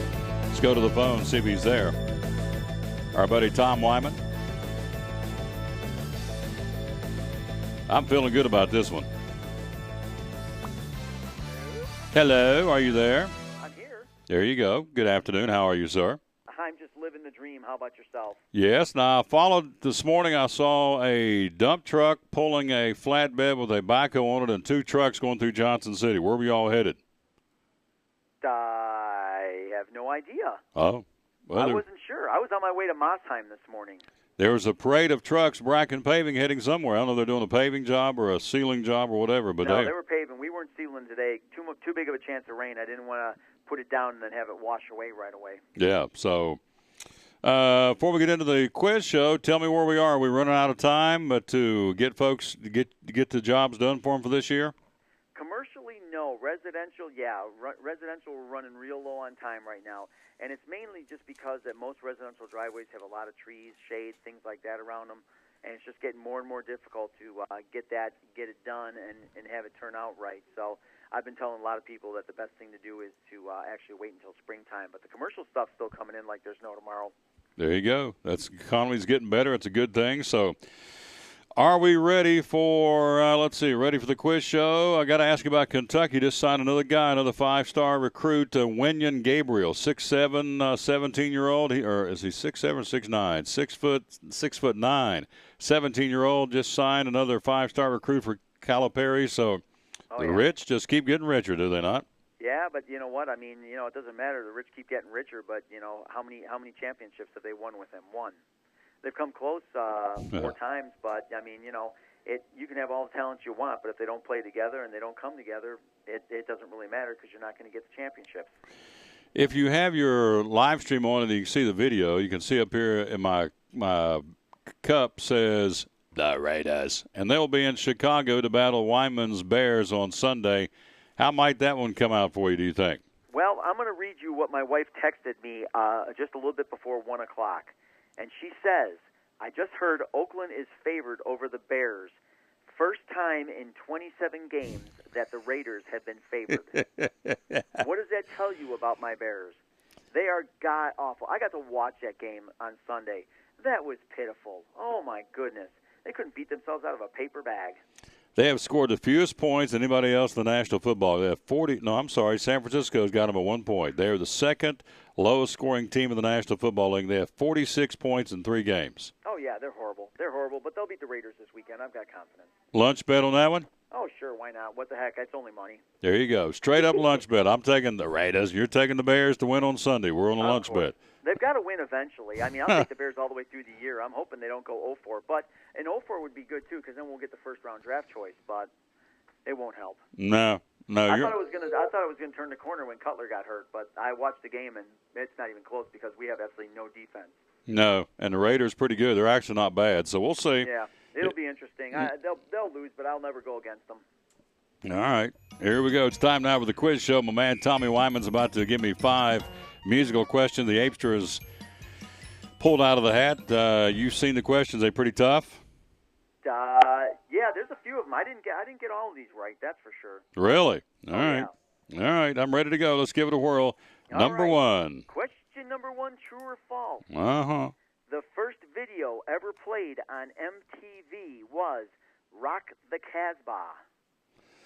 First video ever played on MTV was "Rock the Casbah." I would say I think that is false. I think it's Michael Jackson.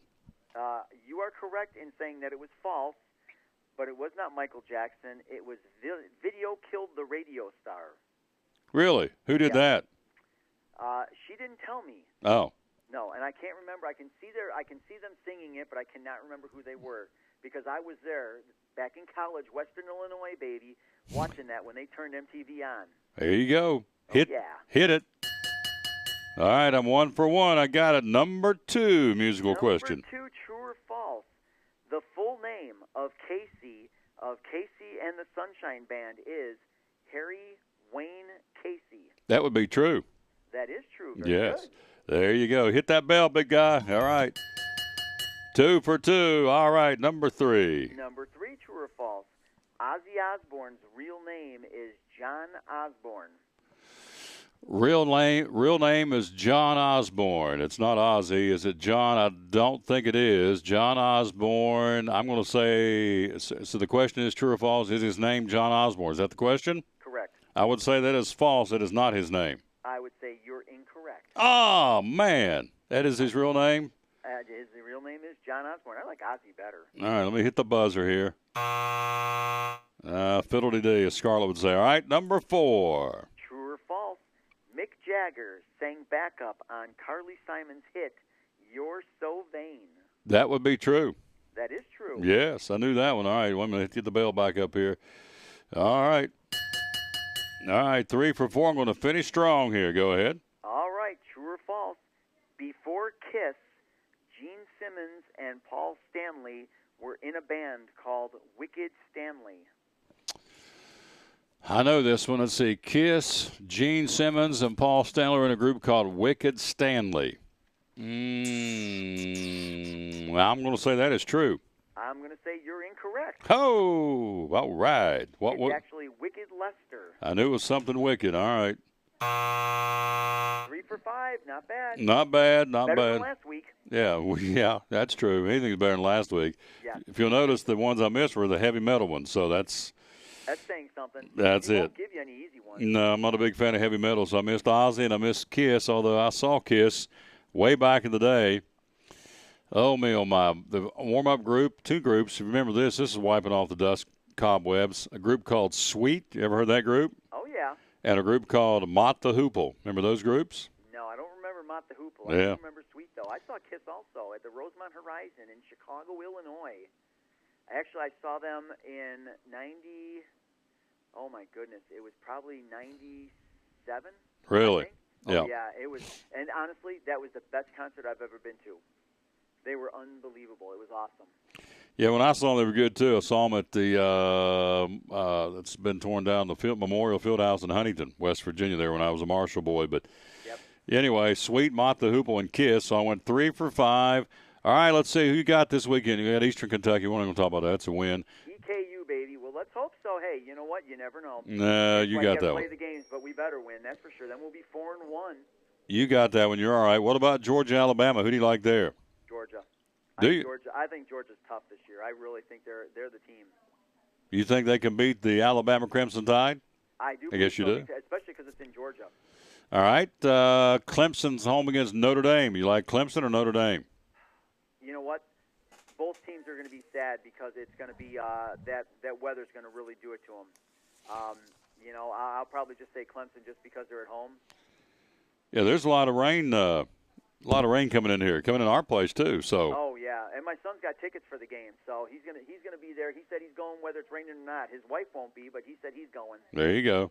That's my boy. Dedicated man. Then also ETSU at home against St. Francis, the Red Flash. You like Oh, we're getting a win finally. This Yeah. is the first win of the year. I hope so. And I hope we party hard after it. Tear the goalpost down, and carry him around Johnson City, baby, because it's the first one after how many years? 12 years. So. Exactly. Yeah, it'll be good.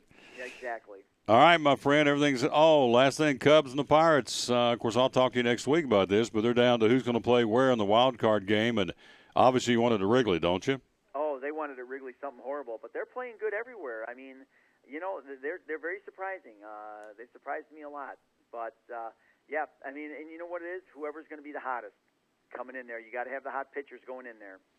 A one-game wild card. Now, they're already talking about next year expanding the wild card game, not just putting everything on one game after 162, so I don't know if that's good or not. But, yeah. you know, you look at this time of year, if you keep stringing this thing out, I mean, these outdoor stadiums, I mean, you're talking, let's see, how many outdoor stadiums we got here real quick? Oh, yeah. Let me check and see. All right, the Mets are outdoors. Dodgers are outdoors because they're out on the left coast. Cardinals, Pittsburgh, and the Cubbies in the National League are all outdoor stadiums. So, you know, yeah, and you start playing these things in September. In October, November, you guarantee. I mean, you're going to run into some bad weather, right? Hello? Hello? Did I lose him? Huh. Never lost somebody on the landline before. That's a new one. Did you leave me? Hello, Oh, there you are. Hello, hello. Are you there? I'm here now. How about you? Oh, yeah. I don't know what happened. Just kind of a little burp, but are you back? Can you hear me? I'm here. April said you got tired of talking to me. No, never get tired of talking to my man Tommy. So, yeah, but your point's well taken. And you get into October, November in these outdoor stadiums, and you got, you know, like, let's say they're playing this weekend. They are playing, but it's not going to count. But you're talking 40s and 50s and rain and wind. So, the longer you string this thing out into October, November, the tougher it is. Unless, and they'll never do this, I don't think, unless they do like a Super Bowl and take them all down south. They'll never do that for baseball, though. So. No, are you serious? That's what. That's the whole. Way to. I don't know what happened. He's cutting in and out on me. So. Are you there? I'm still right here, waiting to hear from you. Try it again. So, I'm here. Are you here? Go ahead. Let me hear you. Are you here? Yes, take it. Do you know where I know? Do you know what I know? Are you there? I'm here. Go ahead. Finish up. Well, I forgot what the heck I was saying. It's like Abbott and Costello. Who's on first? Go ahead. No, there's too much of a home field advantage. They won't sit there and take it down to the warm. No. Besides, it's not just a one game. It's a best out of 5, best out of 7. Yeah. So you can't do that. I know. I'm just giving you a hard time, but I know that would be something they think about though. my point is the weather is going to play havoc in determining who goes to the World Series. And after playing 162 games, it's a shame to play this deep in the year and be affected by the weather, but you have to. Yeah. So that's the worst part about it because of that. Yeah. There you go. The season up if they're going to sit there and make the playoffs longer. There you go. My man is done, and we're done. It's been a great run. Thank you, Tommy Wyman. Go Raiders on a lunch bet for Sunday, and so we'll find out how that goes on Monday. So the Raiders are a favorite to win a game for the first time in 27 games. Is that right? Yes, sir. 27 stinking games, and of course they have to be favored over the Bears. With the Bears. As a surprise. Have a great weekend, honey. I'll see you first of the week. You too. Thanks, man. Appreciate you. Yep, great job right there. Henny Apestra go 3 for 5, no cigar, and dadgummit anyway, but that's okay. We gave it a good run on the quiz show. We were trying to win some free oil changes. I was down at American Import Auto Repair this morning. Place was rocking, but there's always room for you. You got, 6 bays, and they get after it. I'm telling you what, Scott down there and Blaine and of course, Tim and Kim and all the folks, and man, they just flat get after it. They don't mess around, and you get your vehicle in down there, you're in, you're out, and you're on your way.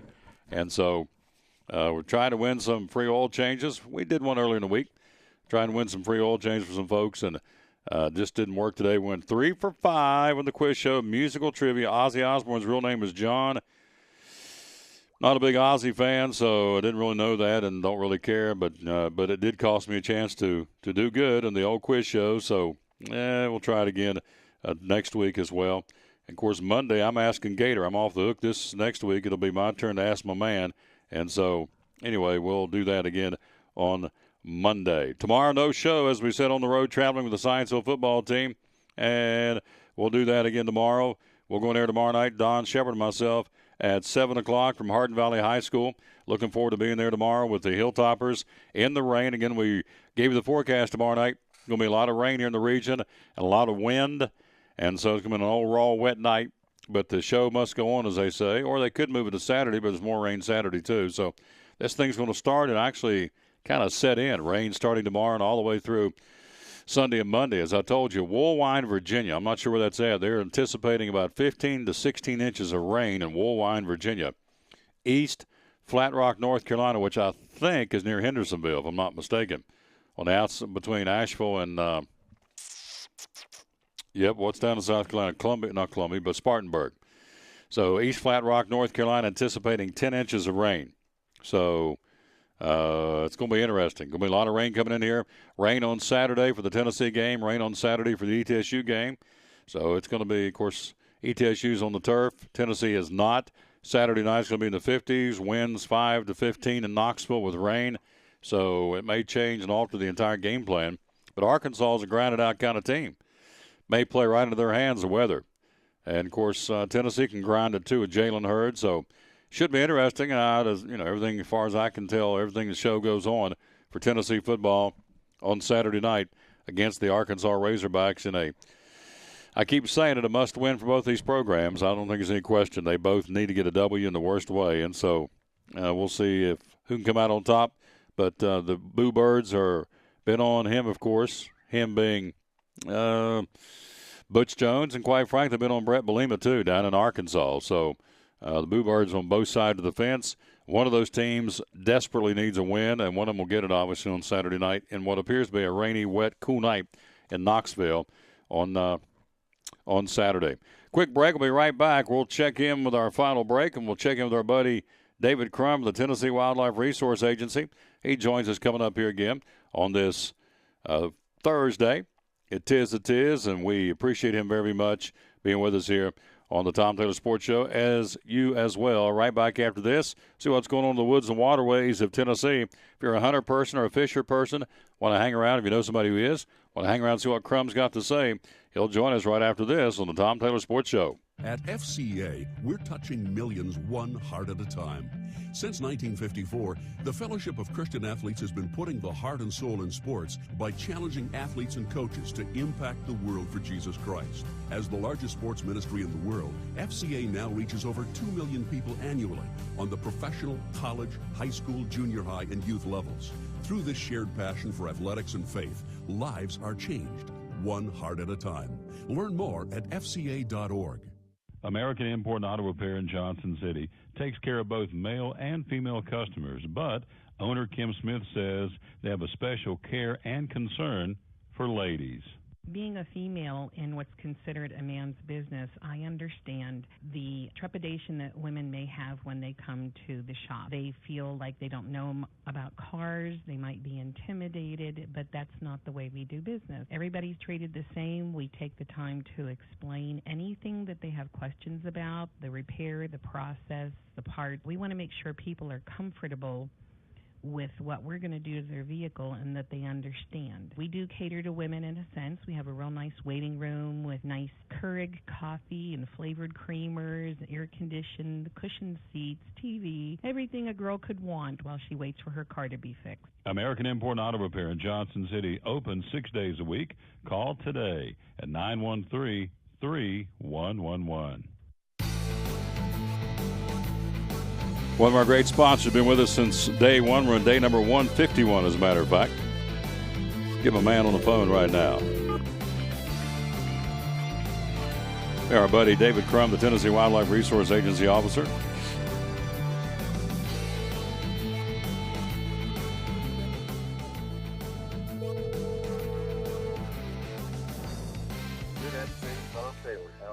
Just fine, my friend. Our buddy David Crum, the Tennessee Wildlife Resource Agency officer, is with us, and welcome aboard. Got lots to talk about, and gosh, let's start first with your Steelers tonight against the Baltimore Ravens. What do you think? And they win tonight with Vic in the backfield. If I was quarterbacking for the Steelers, they would be in a lot worse shape. There you go. Well, can they win with Vic tonight? Well, actually, watching Vic after Roethlisberger went out, Vic actually composed himself really well. You know, Tom and Mitch, we've talked about before whether or not Michael Vick should be with the Steelers organization. And far be it from me to point fingers as far as somebody making a mistake or making mistakes, bad judgments.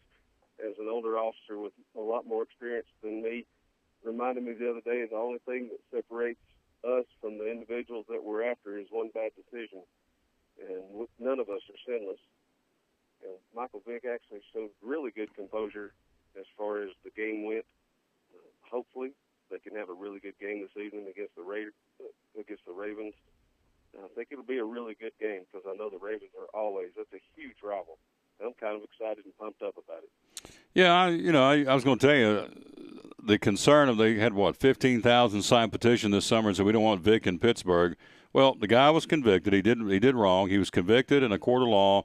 He was incarcerated and served his time. Now he's out. So, hey, the way I look at it, the crossback I look at and dedicate this show to every day, he's a god of second chances. And so Vic, there's guys in the NFL walking around that should be in jail to serve time. They haven't. So, he did his time.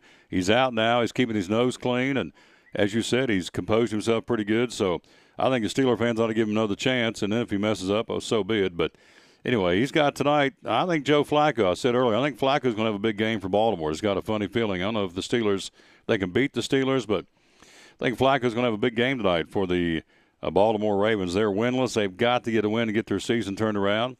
Vic's got to do a good night tonight and show them that they can play without Roethlisberger. So big game for both teams. Again, I checked the weather. The rain's not going to hit them tonight. They've got 60s right now, upper 40s tonight with no rain, so it should be a good night for football in Pittsburgh between the Steelers and the Baltimore Ravens. My man's with us, David Crum, the officer of the Tennessee Wildlife Resource Agency.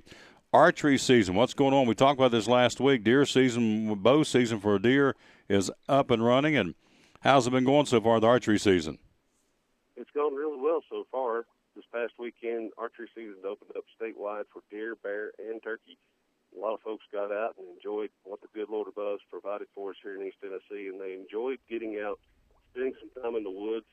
Some of the hunters were talking about how the animals weren't moving around near as much because we have a lot of hard mass. The acorns are on the ground, dropping to the ground. There's a lot of good hard mass, a lot of food sources for them all around, so they're not moving near as much as they had been in past years, or previous years. But it was a really good weekend to be out and about. And we've still got several folks, and I know we'll talk about that here in a few minutes. We've got some folks that are out there doing things they shouldn't do this past weekend. We got to spread some love and enchantment to some individuals that were out doing things. I jokingly call it yellow acorns. Some people call it corn. and there's no oak tree that drops yellow acorns like that, drops corn on the ground. But we actually did have some folks get out and do it legally and thoroughly enjoyed their hunts. It was a really good weekend. Of course, the hunting season's open up from now through about the second week of January. So there's a big game hunting season going on all the way through. We're talking to David Crum, the Tennessee Wildlife Resource Agency officer. He got a chance to spread his love and enchantment, which means he flipped open that little book and wrote some citations, it would appear. So, Poaching Hotline, it's out there. We'll talk about that in a moment. Well, go ahead. What is the Poaching Hotline? If they're out there and folks see an extra set of eyes and ears for you all, the TWRA, who do we get a hold of? What's that Poaching Hotline? Poaching Hotline is 1-800-831-1174. That's 1-800-831-1174. You can call the Poaching Hotline. If you don't get an answer, you can leave a message. The information gets to the officers, and it is kept anonymous. Because of this Poaching Hotline, this past weekend, we were allowed, because of some concerned sportsmen, made several phone calls and let us know what they had found while they were out and about in the woods. We made some really good cases against folks for hunting over bait, whether it was hunting deer, bear, or turkey. We made some really good cases. The individuals that were poaching got all of their stuff confiscated and cited into court. And they stand to lose the equipment and also their hunting privileges. So if you're going to do it right. But we definitely appreciate the phone calls on the Poaching Hotline. Now that archery season has opened up and more folks are out in the woods, if you see or hear something that we need to know about, I say this all the time, you may have a small piece of a much bigger puzzle. Don't hesitate to call and let us know. We're talking to David Crum, the Tennessee Wildlife Resource Agency officer. A lot of rain coming in here this weekend. We've talked about this throughout the show. It's going to impact, of course, high school football games tomorrow night, the college football games, including Tennessee on Saturday. So a lot of rain up in Virginia. The governor has declared a state of emergency. And so because the rain's going to be affecting the entire Commonwealth of Virginia. So how will the rain and the change in the weather affect us here in Tennessee in the woods and waterways? Well, the change in the weather restricts a lot of folks from going out, and it's actually just personal choice. The animals still move in the rain. If you're fortunate enough to have a ground blind out, a lot of those ground blinds are like small tents. They can keep the elements away from you, or at least at bay somewhat. If you have a juvenile that you're planning on taking hunting, please consider taking the ground blind and placing it out there so the juvenile has a more enjoyable experience. Instead of putting them up in a tree stand and having them sit there through the cold, through the rain, through the snow, through the different changing elements that we'll have over the next few months. So utilizing a ground blind is a really good way to go, especially for somebody that hasn't been into hunting a whole lot. But if you can take a ground blind and get away from those elements, it'll be a much more enjoyable hunt. The animals will still be moving. Just be sure you dress properly when you're out there. Tom, one of your big things is hypothermia. We talk about that quite often. Just be sure you dress properly. And if you're in that ground blind, you can take those clothes off, the layers off, and stay really good and comfortable throughout the day. We're talking to David Crum. Let me ask you this, because the weather's turning. What is the best kind of – every time I go out in the woods, every time I go to a ball game, my hands get cold. And what kind of gloves do you recommend for folks? Because you're out in the woods all the time for a sustained amount of time, hours upon end, doing your job. So if you're wearing gloves, what kind of gloves do you recommend for folks to keep their hands warm? Because typically, I know a lot of folks, once your hands or your feet get cold, then you're kind of done in. You're ready to go in. So what kind of glove would you recommend, my friend? A lot of folks think it's the type of glove that makes the biggest difference when it comes to that time, but honestly, it's what you cover your core up with. If you cover your core, your chest, your back, your upper torso, you cover it up and keep it warm, the blood stays warmer that's sent to your extremities.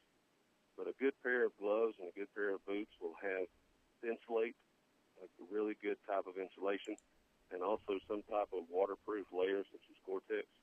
And then be sure they're not too tight.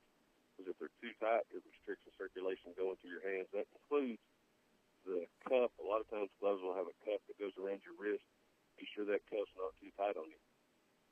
You need to have good loose-fitting gloves. Or if you don't want to wear gloves, I know you see the football players wear them all the time, those little gaiters that you can actually stick your hands down in, and you can put hand warmers down in there. That's a really good way to keep your hands nice and toasty. There you go. All this going on again at the Tennessee Wildlife Resource Agency website. There's a website to go to, get all kinds of good information. And so what would that be, my friend? The website is tnwildlife.org. That's tnwildlife.org. You'll find a lot of really good information on the website as far as the hunting, fishing, boating, and also how to deal with nuisance animals. It's a really good website, free information. It'll also, if you're not into hunting and fishing and you just want some information on how to change your backyard habitat to see more wildlife, that information's on there also. So you'll find all sorts of good information on there. So up next, bow season. How long does it last in Tennessee? Deer season for bows, or bow season with deer. Archery season, you can actually archery hunt throughout the whole season. Any season that happens to be open, you can hunt with a more primitive weapon throughout that season. So if you wanted to just hunt with archery equipment, you could actually hunt with archery equipment throughout the whole deer season, which goes up through January, up into January. Neat stuff. So what's next on the calendar? What do you start next as far as the hunting season? Squirrel? Squirrel season started back in August. There towards the end of August, it was actually the first season that opened up, and it really literally opened with a bang with the warmer temperatures. Of course, the cooler temperatures are coming around. We've got a lot of seasons going on. The dove season ended September 28th, the first segment. The next segment opens up October 10th. Some folks like to go out and shoot late season doves. It's actually some of the better hunting that you'll get into by then. Of course, on into later in October, mid-October, and on into November, and a lot of the other small game seasons open up. The rabbit season opens up, say, November 7th. Rabbit and quail season open up, so you've got a lot of good opportunities to go out and be out in the woods, away from a lot of the hustle and bustle of work.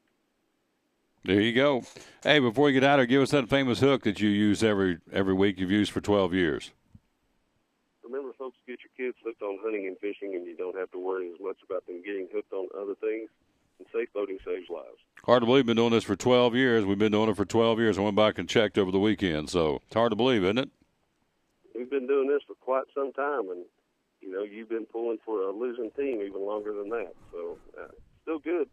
Let me check. Wait a minute. Hang on. Before you hang up, let's check. Let's see. Pittsburgh, 2-1. Oakland. Look at that. 2-1.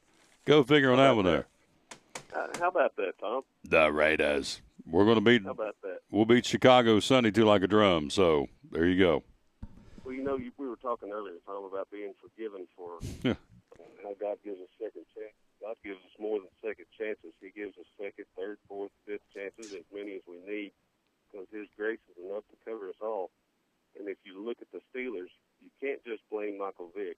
You've also got our two-star running backs who have been, we'll just say they've been arrested or they've been caught using illegal substances. I'll just leave it at that. Mm-hmm. So if you're going to give one a second chance, you need to give every single one a second chance. So we've all been given more than second chances by the good Lord above, and thanks to His grace, we're still walking and talking now. You got it. Grace and mercy. By the way, November the 8th will be you want to circle that date. It's going to be a bad day for you when the Raiders roll into Heinz Field in Pittsburgh on Sunday, November the 8th for a good old-fashioned butt whooping up there. Steelers going to take one from the boys from Oakland, California. You can mark it down. That's a lunch bet right there if you want to go for it. Oh, absolutely. Absolutely. We'll go 3-0. My Steelers are kind of like the University of Tennessee Volunteers. They seem to enjoy snatching defeat from the jaws of victory in the last half or the second half. We'll see how UT does this coming weekend. They had a good opportunity to beat Florida last weekend and a real good opportunity to beat Oklahoma the weekend before that. But I think the young fellas just couldn't quite get it together. There you go. Hopefully the Steelers will do better, and I'll be rooting for both of them all the way through. There you go.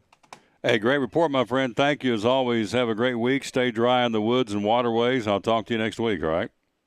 Thank you very much, Tom. You take care, and I'll talk to you soon. You got a good man right there, our buddy David Crum, the Tennessee Wildlife Resource Agency officer from the TWRA, obviously, and hit that right there. There we go. Appreciate him very much.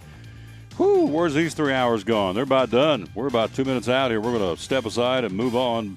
again, no show tomorrow. Hate that, but we got to be traveling tomorrow. There's two more Friday or one more Friday that we're not going to be able to be on our Friday show. It'll be tomorrow and then the 23rd when Science Hill heads down to Knox Bearden. So tomorrow we're going to park our show, come back and with a vengeance on Monday, and we'll be ready for that, of course. Tomorrow night we've got a 7 o'clock airtime, a date with you, we hope, on livestream.com. The Science Hill Hilltoppers under Stacy Carter putting it on the line. They'll take to the highway to battle the Hardin Valley Hawks, and we'll let you follow the play-by-play. We'll bring it to you again, Don Shepard, and yours truly bringing it to you from Hardin Valley Academy in Knoxville, Tennessee, off the Pellissippi Parkway. You're ready to go tomorrow night for that one. And so we're going to air the broadcast tomorrow night at 7 o'clock with the Blue Lizard Australian Sunscreen pregame show. And get ready to go for kickoff tomorrow night at 7:30. Should be rainy, should be cool, should be breezy, and you'll have the best seat in the house. If you're staying at home, can't make it down there, you'll be sitting and enjoying it right here with us starting at 7 o'clock tomorrow night. Hey, by the way, go to the TomTaylorSports.com. This show's there. The coaches' shows are there. Of course, Dobbins ended up playing Maryville tonight. Graham Clark talked about that in his coaches' show shot at Big E's Clam Bar on Stone Drive in Kingsport. Coach Clark, that show's there. Go to TomTaylorSports.com and check it out. Also, you have the Stacy Carter show talking about the game tomorrow night, and also the game last week against Daniel Boone. That is there, TomTaylorSports.com. And also the Sean Whitten coaches show. When Coach Whitten and the, again, ranked Elizabethton Cyclones, 5th-ranked Cyclones, will defend that tomorrow night against the 9th-ranked Pigeon Forge Tigers, and that'll be going on again at Citizens Bank Stadium tomorrow night in Elizabeth. And again, Science Hill at 8th in the state, taking on the unranked but very dangerous Hardin Valley Hawks tomorrow night. And again tonight, Dobbins Bennett at number 6, on the road at number 1 Maryville tonight. That game is not going to be televised here locally, and so that ball game tonight should be fairly rain-free tonight. When the rains really start coming in tomorrow, they're talking raining all the way through Sunday and into Monday. So everything changes. It's it's not always etched in stone what the weatherman says. Things change, obviously, but again, now I see where Governor Chris Christie has declared New Jersey a state of emergency, anticipating the rain and the aftermath of Hurricane Joaquin, as they're calling it. So Virginia's already in that same boat. We're due to get some rain here tomorrow night and also into Saturday and Sunday. So we will step aside and rejoin you tomorrow night at 7 o'clock from Hardin Valley Academy in Knoxville, Tennessee.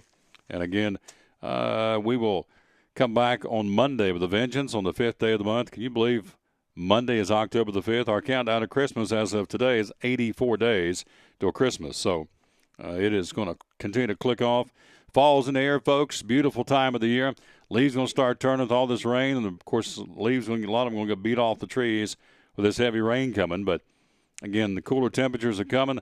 Fall's in the air, and apple cider and pumpkin pies and all the cool things in fall are here upon us here in early October 2015. Cannot thank you enough for being part of this show. We do this every day from 11 to 2. Then tonight we'll put it up on the podcast. Cody puts it up on podcast for iTunes, iTunes, TuneIn Radio, YouTube, Stitcher phone apps, what I wanted to say. And so this show's in its entirety every evening, and we appreciate that very much. Get a lot of listeners at night. It's video and audio on demand, and we certainly appreciate that. And so this show continues to grow. And again, it's because we dedicate the show to this man right over here that hung on the cross for us. It'll go as far as he wants it to go. And proof's in the pudding, folks. We're in day number 151, wrapping up right now. So with that, let's roll. We are out of time. We sincerely thank you for yours. Football tonight, Pittsburgh and Baltimore and Pittsburgh NFL. College football, Miami 3-0 at Cincinnati 2-2. We'll rejoin you tomorrow night at 7 o'clock from Hardin Valley Academy in Knoxville, Tennessee with Don Shepard. For all of our guests today, Sean Whitten, Elizabethton coach Doug Fritz, Johnson City Press, David Carmichael, Johnson City Parks and Rec, David Crum, Tennessee Wildlife Resource Agency. This is Tom Taylor again telling you as always, win or lose, whatever you do, win or lose, be a good sport. Thank you so much for giving us a watch and giving us a listen, and we'll see you tomorrow night at 7 o'clock for the football game and back in the saddle for this show on Monday at 11 o'clock. Until then, as always, we'll say so long, everybody.